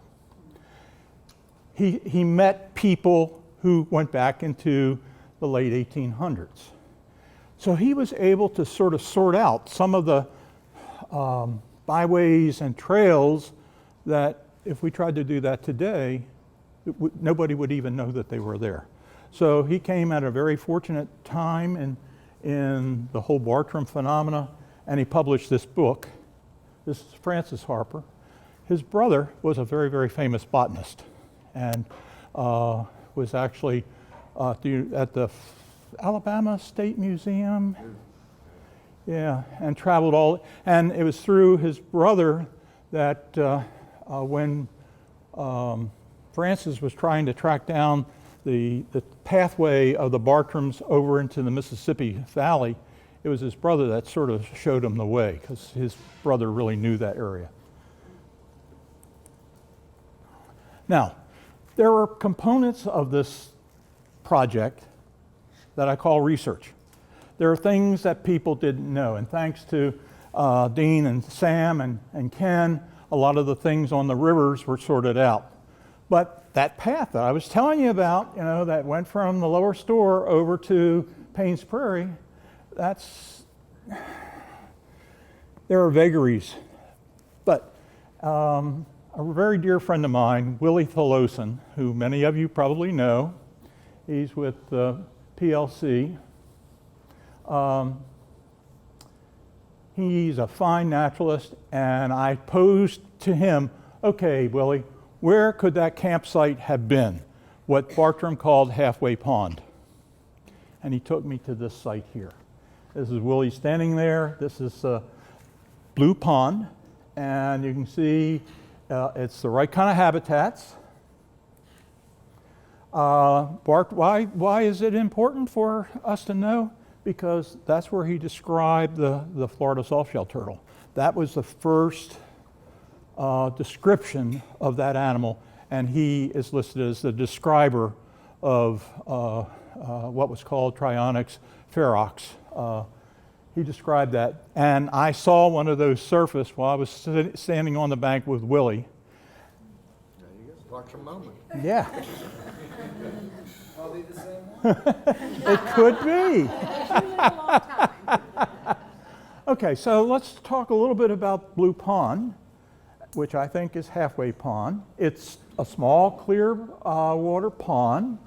Its descriptions fit Bartram's words, a crescent of dark groves, which shaded a rocky grotto, sloping green banks, terminating at a point of flat rocks which projected into the lake. And he also mentions that there were soft shells, alligator, brim, mudfish, and an assortment of other kinds of freshwater fishes. The kicker, one of the puzzles that got to me, and probably to other people trying to do the same kinds of things, what about the flat rocks? There are no rocks in that area. What the heck were they looking at? Well, this is what they were looking at. This is the kaolin mines over in near Interlaken, and you can see it forms a shelf. It's a very dense clay. In fact, the clay is used for pottery and other things. It's pretty much any kind of potter's clay these days has a component of the clay that came out of this hole in the ground. And this is the clay sticking out there at Blue Pond. Now, raise water levels a little bit, and you stand up there, there's that shelf. So this, to me, adds a little bit more validity to Blue Pond being that halfway pond. Okay, let's go to the list of plants and animals. Somewhere my plant got off the track there. But anyway, what I did was enumerated all the plants and animals that he mentions in the journal and in travels, okay? And they used words that may be still in use or names that are not in use. For example, Felix osmunda. Well, that name doesn't mean anything these days. It's actually a, I'm so used to using my computer. But anyway,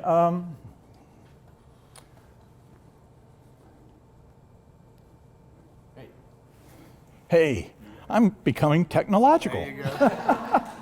Anyway, so it's a member of the fern family, and in this case, it's a member of the royal fern family. And Harper thought it was either the cinnamon fern or the royal fern.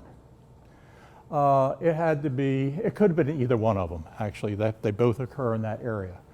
Dropping down to the gymnosperms, these are the cone-bearing trees.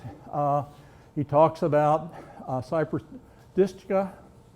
Well, that's an old name, and Harper felt that it was either the river cypress or the pond cypress. And remember the difference between the two cypress trees.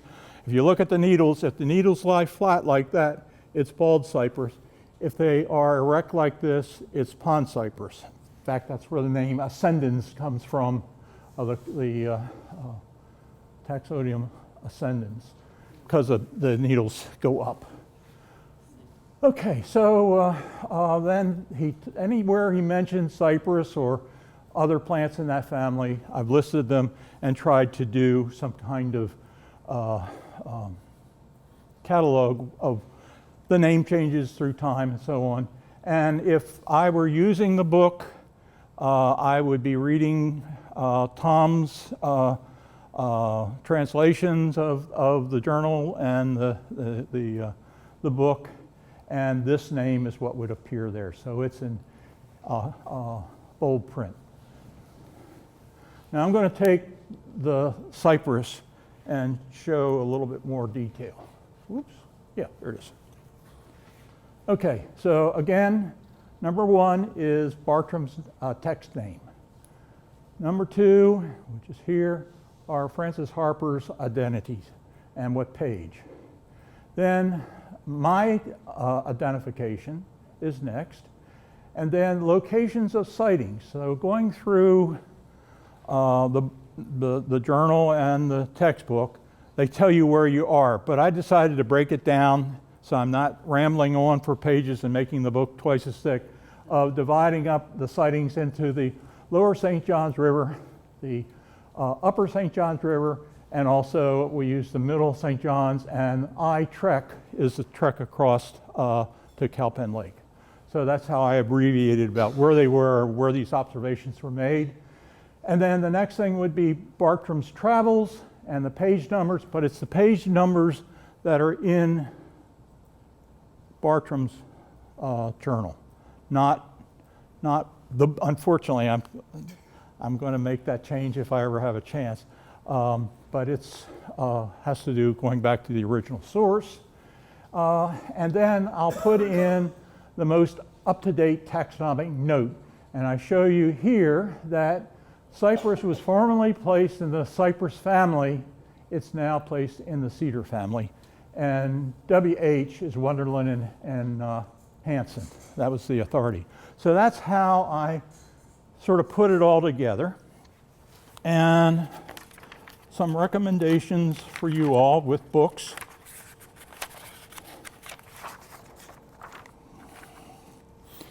Okay, my thought is books are to be used.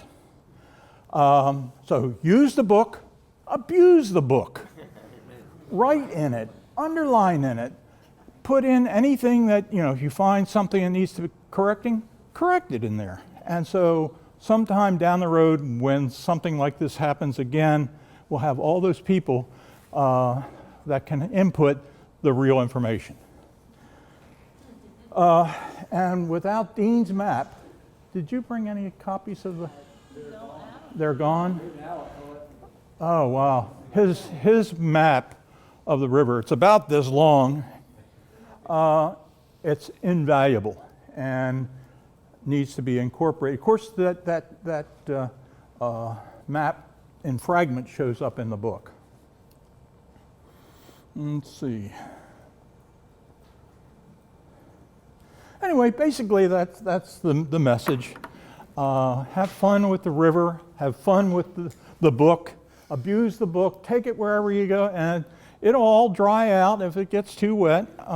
And we tried to keep the price down so that if you needed to replace it, you could replace it. So, thank you. Thank you.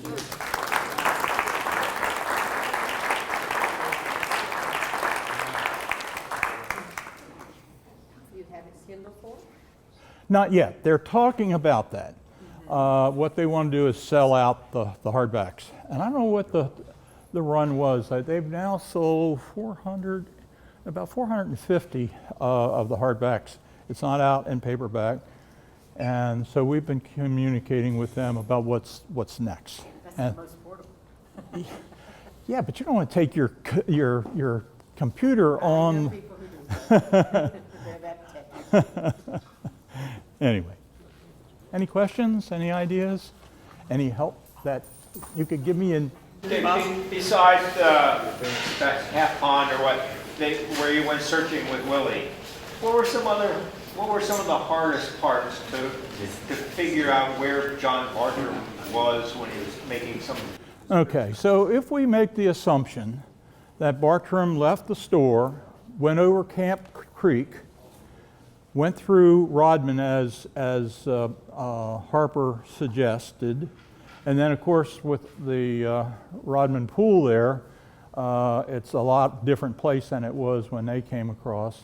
But in fact, when they lowered the water tables in the lake, that stream sort of started flowing again.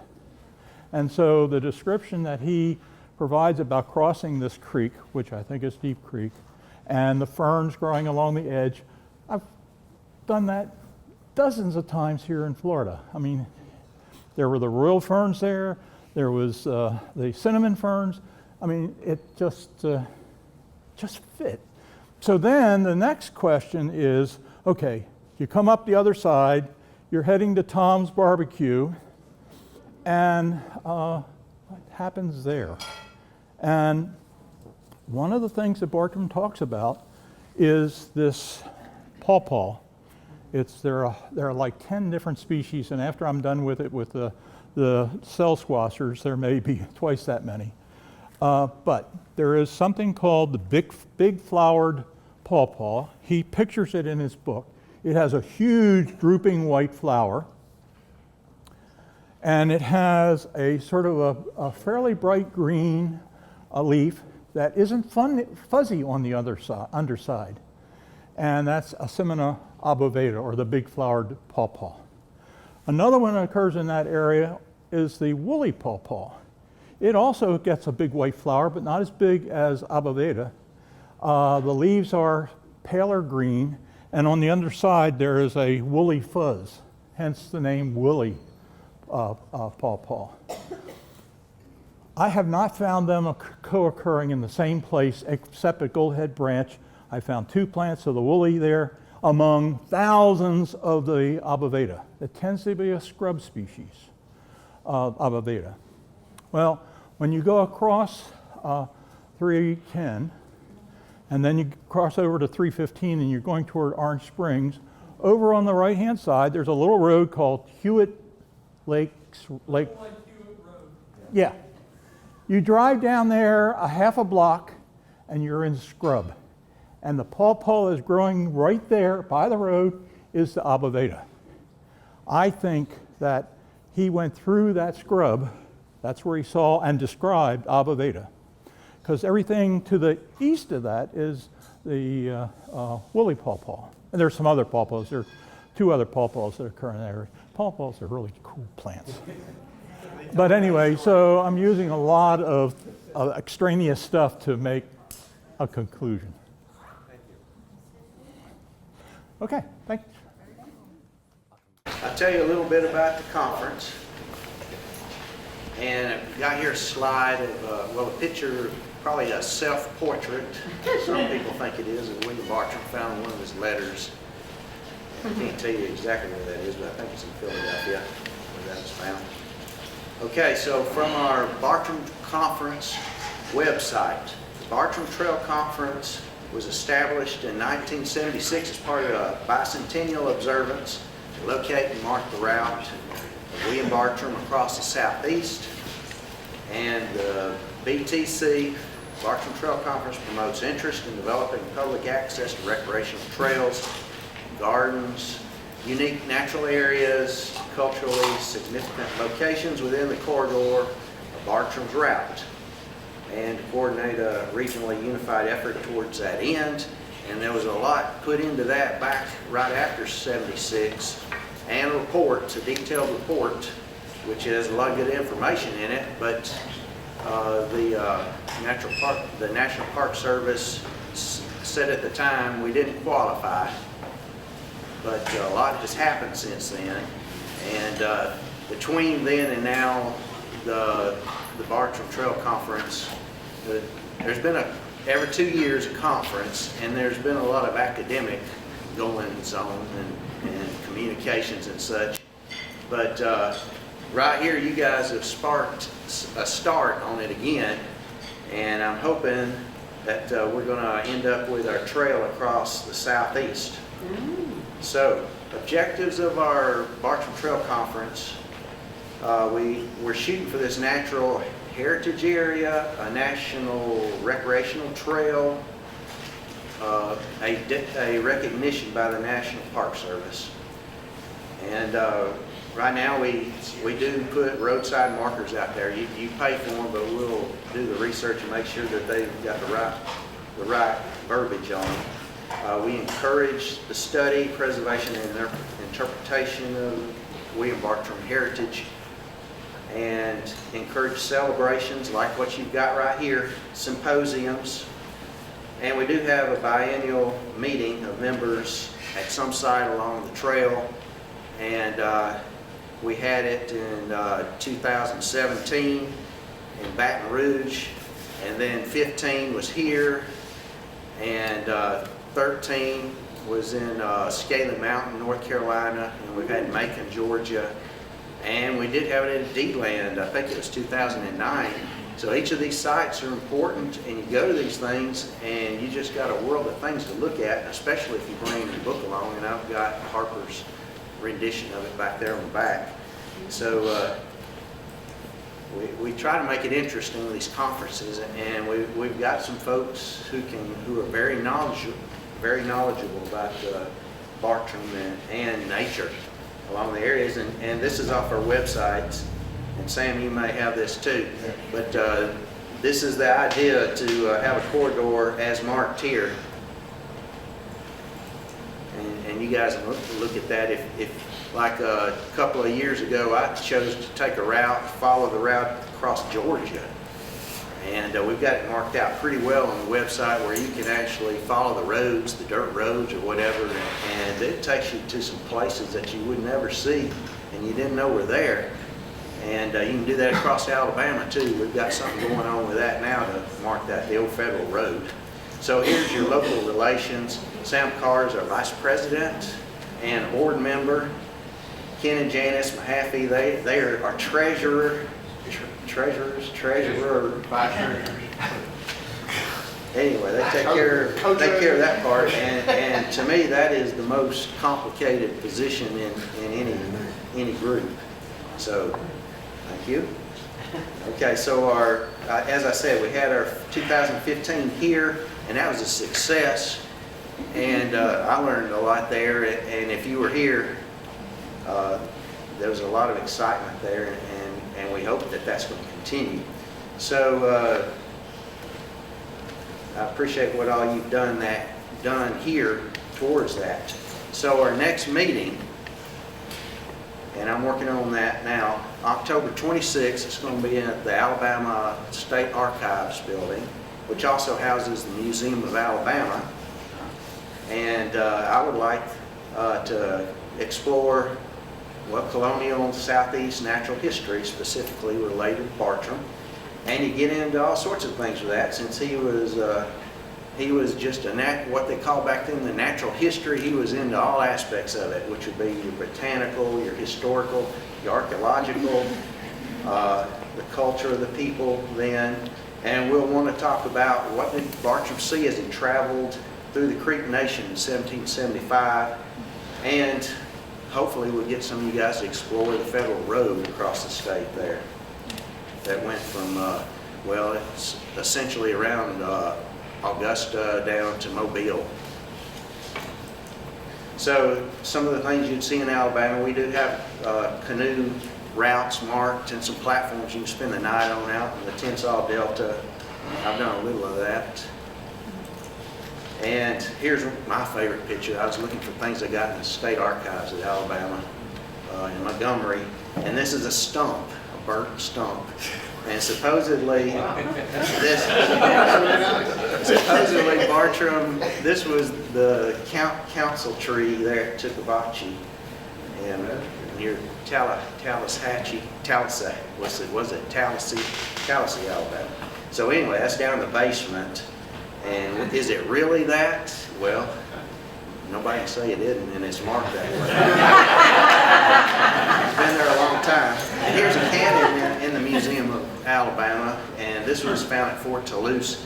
And Bartram, I do believe he did talk about abandoned cannon that were there, 2 of them. And so they got them there at the archives. And here, if you get into the book that Catherine Braun and Greg Wassicott put together on Bartram's writings on the Creek Indians, he had a lot of sketches on their culture, what he saw in the towns when he was in Alabama. And that's worth reading if you're interested in that. And this is a diorama of a village they put together at the Museum of Alabama. And this is based upon Bartram, and you can see in the background some of the sketches there related to him. And I thought it was cool. We just had a conference, and we had somebody from Oklahoma who was working up the museum out in Oklahoma City, the Creek Indians, and we had Craig Sheldon, who is was the University of Auburn University there in Montgomery, archaeologist, and Catherine Braun. And so the 3 of them, and they went through all these exhibitions, all these little dioramas and things in the museum, and they each talked about what it meant to them, what they had read about it, and how they depicted it here, and to have this person from Oklahoma agree with them or give them some different ideas on what he had seen. And I thought that was pretty cool, and it's best not for me not to say anything, but just to stay back and listen to what's going on there so I don't disturb what's happening. And here's some more beautiful pictures down along the Federal Road, one of the little state preserves there. These are things Bartram wrote about. He wrote about this when he went on this little side journey to Pensacola, but this is just a few miles from Pensacola. And if you want to become a member, which I would hope you would, you can join. I've got a few little papers in the back there that membership applications there. So it's cheap, and you get a newsletter, and you help support these conferences. And come to Montgomery, October 26th, and we'll spread more of the news with you when we get it planned out a little bit better. So that's what I wanted to share with you, and I appreciate the time. Sam, could you tell us about what's happening as to spread our corridor? Thank you, T.R. I appreciate that. Can you get out of that there? Sure. And now, this heritage report is really important. See, in 1979, the Bartram Trail Conference was formed to produce this report. Okay, and so it was done in 1979, and so what became of it? So the conclusions of the report was Bartram was worthy of national recognition. Bartram traveled significant nationally and regionally. Bartram Heritage Report is compatible with the National Heritage Program that it was supposed to appeal to at the time. William Bartram's accomplishments should be promoted, and memorializing Bartram can serve many recreational and educational purposes. So that was the whole idea behind this thing. It's a worthy venture. They also wanted to establish the Bartram Heritage Centers and Heritage Collections. We wanted to create a continuous Bartram Trail. They concluded that was impractical because there's so much area. It's 2,500 miles. And so a lot of the trails actually that he wrote, just like Dick was talking about, they're actually roads now and so forth. So it's not a trail. When you talk about Bartram Trail, it's 2,500 miles long, but it's a lot different. Some of it's waterways, some of it's swamp, some of it are highways now and so forth. So that's what we had to consider. So look at number 8, recreate the experience rather than the exact trail. So that became our thinking here. The identification, registration, and preservation of natural and cultural resource associated with Bartram. Parts of the Bartram Heritage Program best developed by state, county, city, and parish governments. And so that was the idea behind this thing. Okay? So in 1979, this was the Bartram Trail study map. And I know you can't see it, but you're not supposed to. So here it comes down from Philadelphia all the way up into Georgia and down through Florida. They went back up here to Georgia, came across Georgia, Alabama, down to Mobile, Pensacola, out to Louisiana and all that. So that was all We figured all that mess out back in 1979, okay? And this is what the report, and then the National Park Service, as a result of the Bartram Trails report, produced this piece of work, which we found here, or I found it for the very first time just a year or so ago. And this is actually the, the trail study, the historical scenic trail study for the Bartram Trail. And they named the states that's involved: Alabama, Florida, Louisiana, Mississippi, North Carolina, South Carolina, and Tennessee. Now, TR, have you ever seen a Bartram site in Tennessee? Well, I don't think he went to Tennessee, but he probably Neither do we. So we're going to strike that off, okay? So, but there's an actual official document produced by the National Park thing, and their conclusion was to identify the routes. They wanted to identify and analyze the routes and adjacent to them and all of that good stuff. They wanted to evaluate the characteristics of the routes and determine if they could actually do it as a trail, a scenic historic trail, an area, or what it was. So they did all the work. And the study of Bartram Trail found that while the entire route traveled, we couldn't designate it as a trail. There were sections of it that we could designate as a trail. Florida, one of them. And so there are scattered trail segments and so forth. And so the National Park Service has definitive definition, or has definitions on these trails. The Lewis and Clark Trail was going through this at the same time. But they had contiguous trail all the way across. And so that's why the Lewis Clark Trail is a trail. But we're not going to be a trail, we're going to be a corridor. Okay?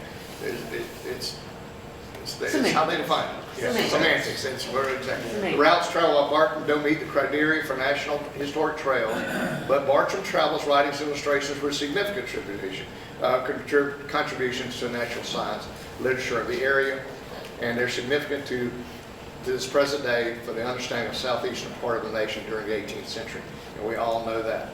And there are many other natural values adjacent to the Bartram routes and so forth if we extend it as a corridor. Okay, so a lot of stuff attached to it. So, what would it include? Destination of Bartram Heritage Corridor, designation and development of national scenic trails, like we have, designation of Bartram scenic waterways, which we have, Bartram Memorial Highways, which we have, and development designation of Bartram Heritage Centers. Now, when the National Park Service does one of these things, they go state by state. Lewis and Clark has a state center, in Illinois, and they just go across the state. And so the National Park Service builds and staffs these centers, and basically what are these trailheads along all this way. And that's what they've got. So, and then the development and implementation of the interpretive programs and so forth. So that's what it would all include. So what does it look like today? This is the same map that he showed you. The only difference is that all the orange stuff has already been done. It's already, in other words, those are the maps. Those are the trail markers. The historic trail markers are all the orange ones, and the purple ones are also markers of different type. These are all the Federation of Garden Clubs, National Federation of Garden Club designations, all through here. And it's amazing. And then the blue ones are state designated stuff, and the orange ones are different designations. But that stuff is already here. Isn't that cool? It really is. So what is it really going to look like? And boy, we're not high enough resolution here for you to see. But you can just about see a shaded area that goes all of this. And it's the same map that we had in 1979. But what we've done is we actually put the Bartram sites all along the way. And isn't it amazing? Just look at all of it. It's just really, really amazing. And so that's the idea. So what does it look like here in Florida? Is that fuzzy to me or everybody? It's about it. What does that do? Just trees. So we're coming down Jacksonville, and you see all, and Dean's got all these marks, all these mapped out on the map that he did. But look at all the sites that are designated here in Florida. So when we get the Bartram Trail Heritage Corridor in Florida, it's definitely going to include Palatka. This is where all the cool stuff happens.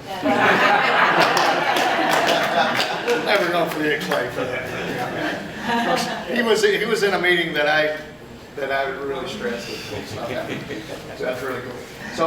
So it shows his trek all the way across the Cowpin Lake and to Cuskawilla and all the way out to the Swanee. He named Manatee Springs. The name stuck, and so Bartram actually named manatee bones that where the Indians have been eating them was all over the place and everything. And then his trip up the Swanee River to Tullahatchee, or whatever the name of that place is, it's the same name, I think, is there. And then he came back, and all of those places are all part of this National Corridor. So that's what we'll own here in a couple of years. Isn't that cool?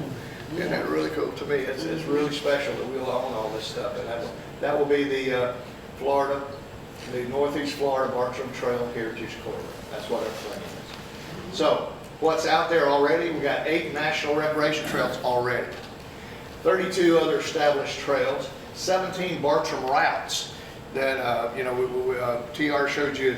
The one that's in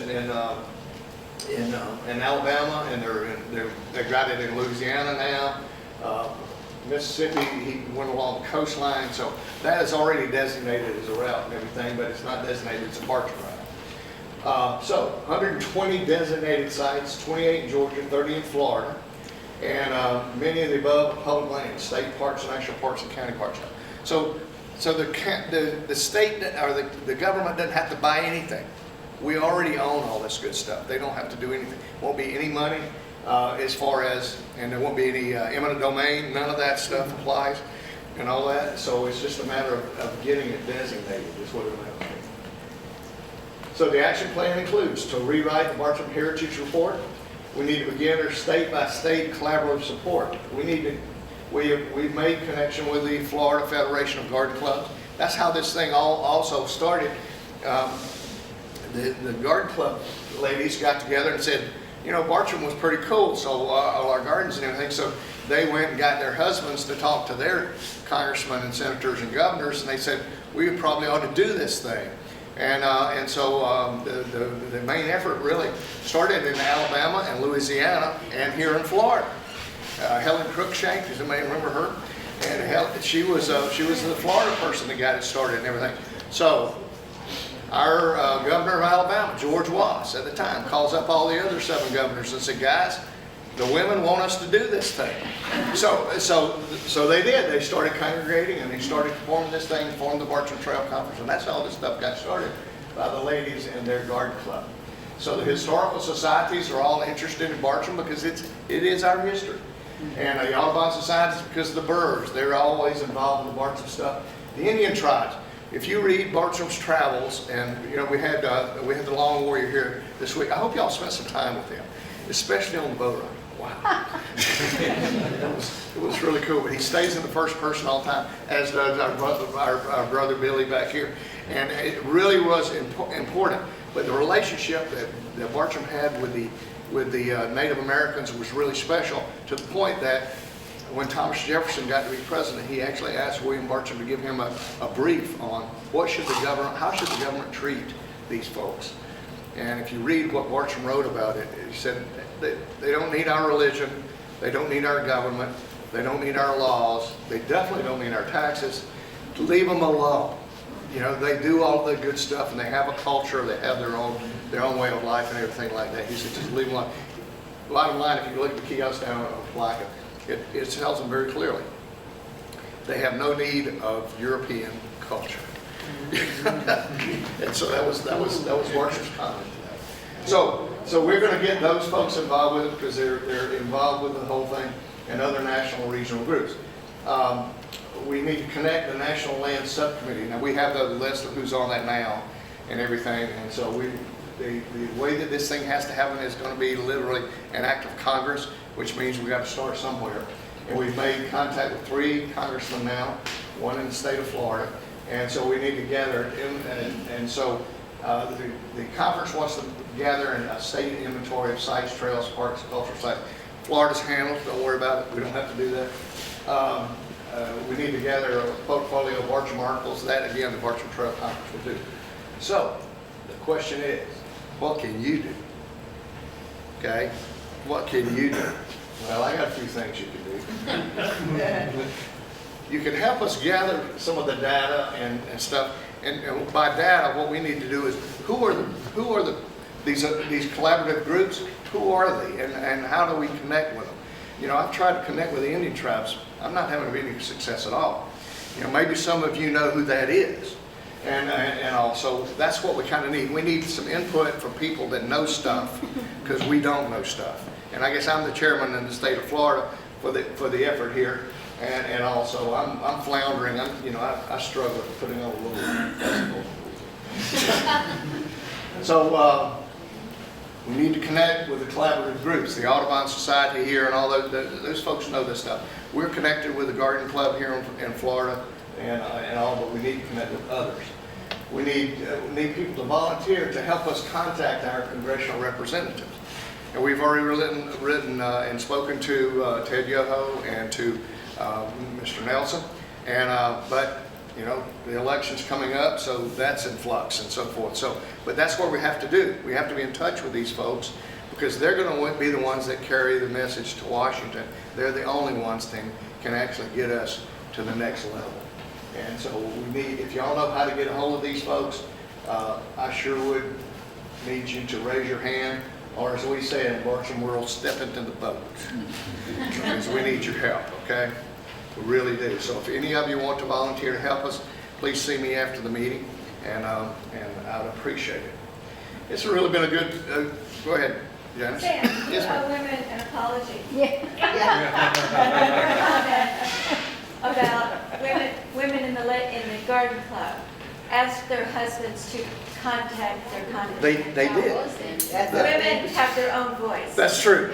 That's true. I can only tell you what the lady in Louisiana told me. But yes, I understand. I understand. But I'll tell you, that lady was 97 years old, and she's explaining this to us out in the Bartram Trail Conference in Louisiana. Remember, TR? It was just absolutely delightful. And to find out, huh? I think it's Polly Williams. Polly Williams, exactly her. And she got up and read us the riot act. It was just absolutely cool. She told us all about the story and all, and she said, bottom line, the way it got stopped was politics. And she was adamant about it, wasn't she?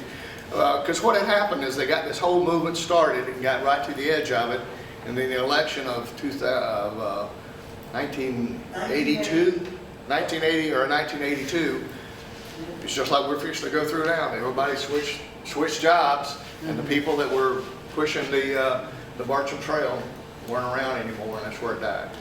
Because the report actually said we need to fund $300,000 to get this thing started, everything like that. Nobody ever did anything with it. Isn't it amazing? So we need to get somebody new and in there that will follow through with it. But this has been an incredible week. I'd like to describe it for you. It started on Sunday afternoon when the tent people showed up, and that was on September the 23rd. And they put up the tents and all that kind of stuff. People like the Long Warrior and Billy Bartram and Job Wiggins, they all showed up and everything. And then Monday shows up, and Emily Floor with the St. John's Riverkeeper had organized this whole thing. And sure enough, at 9:45, we got everything ready. Everything is set up, and all we were looking for is that big yellow school bus. And it never showed up. And they had forgot. They said that they thought that it was on Wednesday instead of Monday. And so those poor kids in Crescent City were sitting on the curb out there in that heat, waiting for their school bus to arrive. And so an hour and 10 minutes later, it did show up, and they finally did come over here.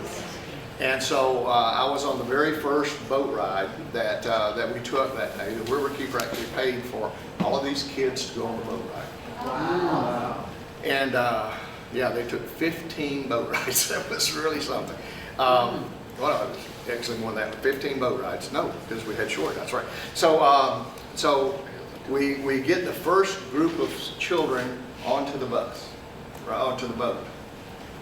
Now, if you know anything about Middleton Burney Elementary School, the primary people that go there are Hispanic.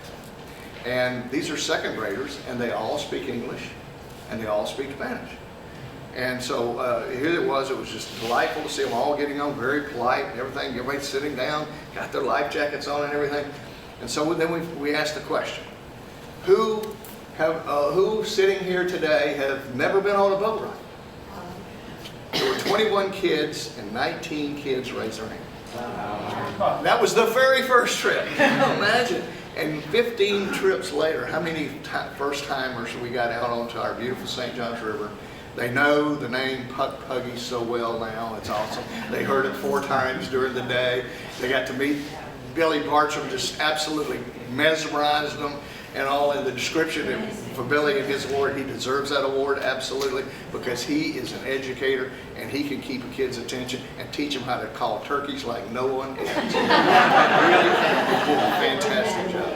And the kids were great. We only had one discipline problem, and that was okay, and all, but we got them in, we got them out, and it worked out great. And then Friday night came along. We had the Frolic on the river there at the St. Johns River Center, and we had a packed house. I don't know how many, did anybody ever count, Ken? I lost count at like 2, and that was one.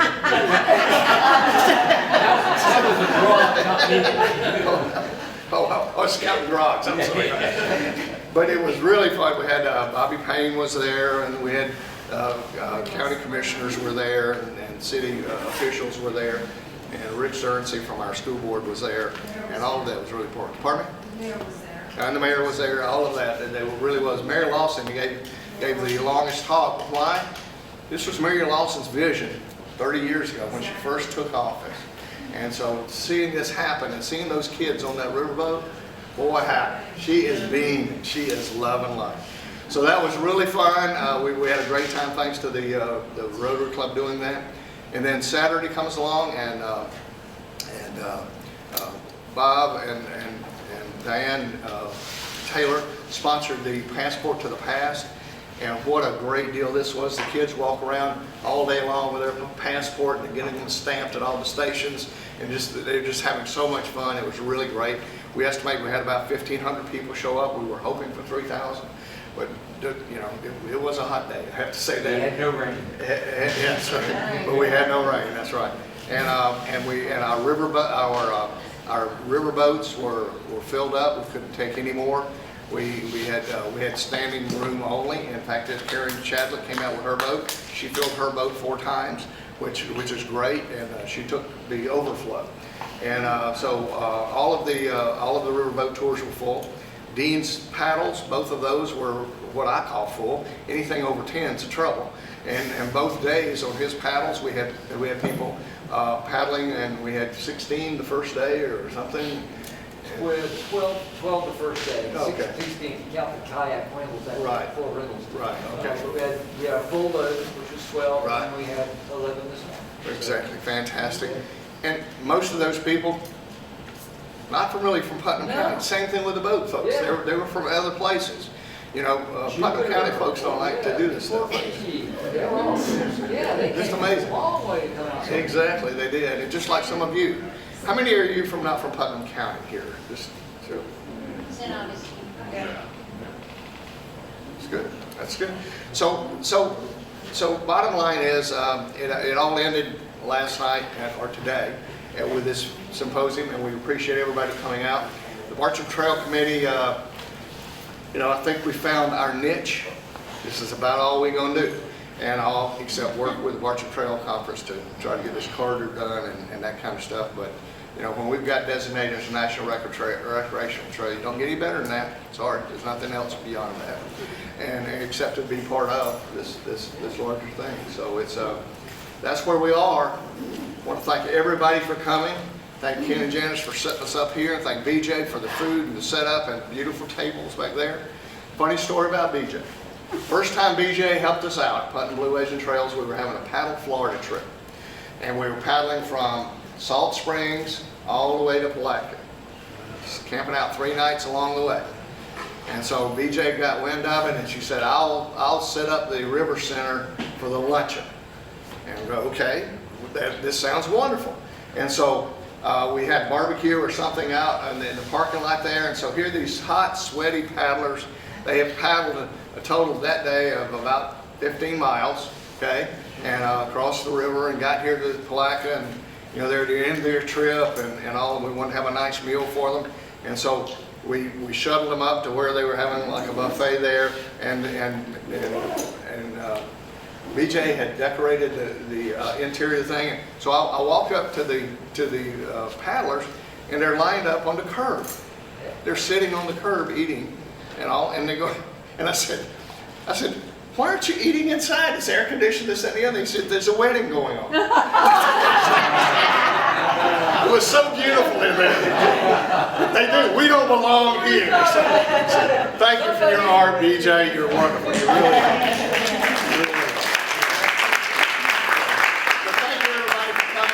Buy a book, buy a t-shirt, and all that money goes directly to the Bartram Trail Committee here in Putnam County. Okay? Thank you.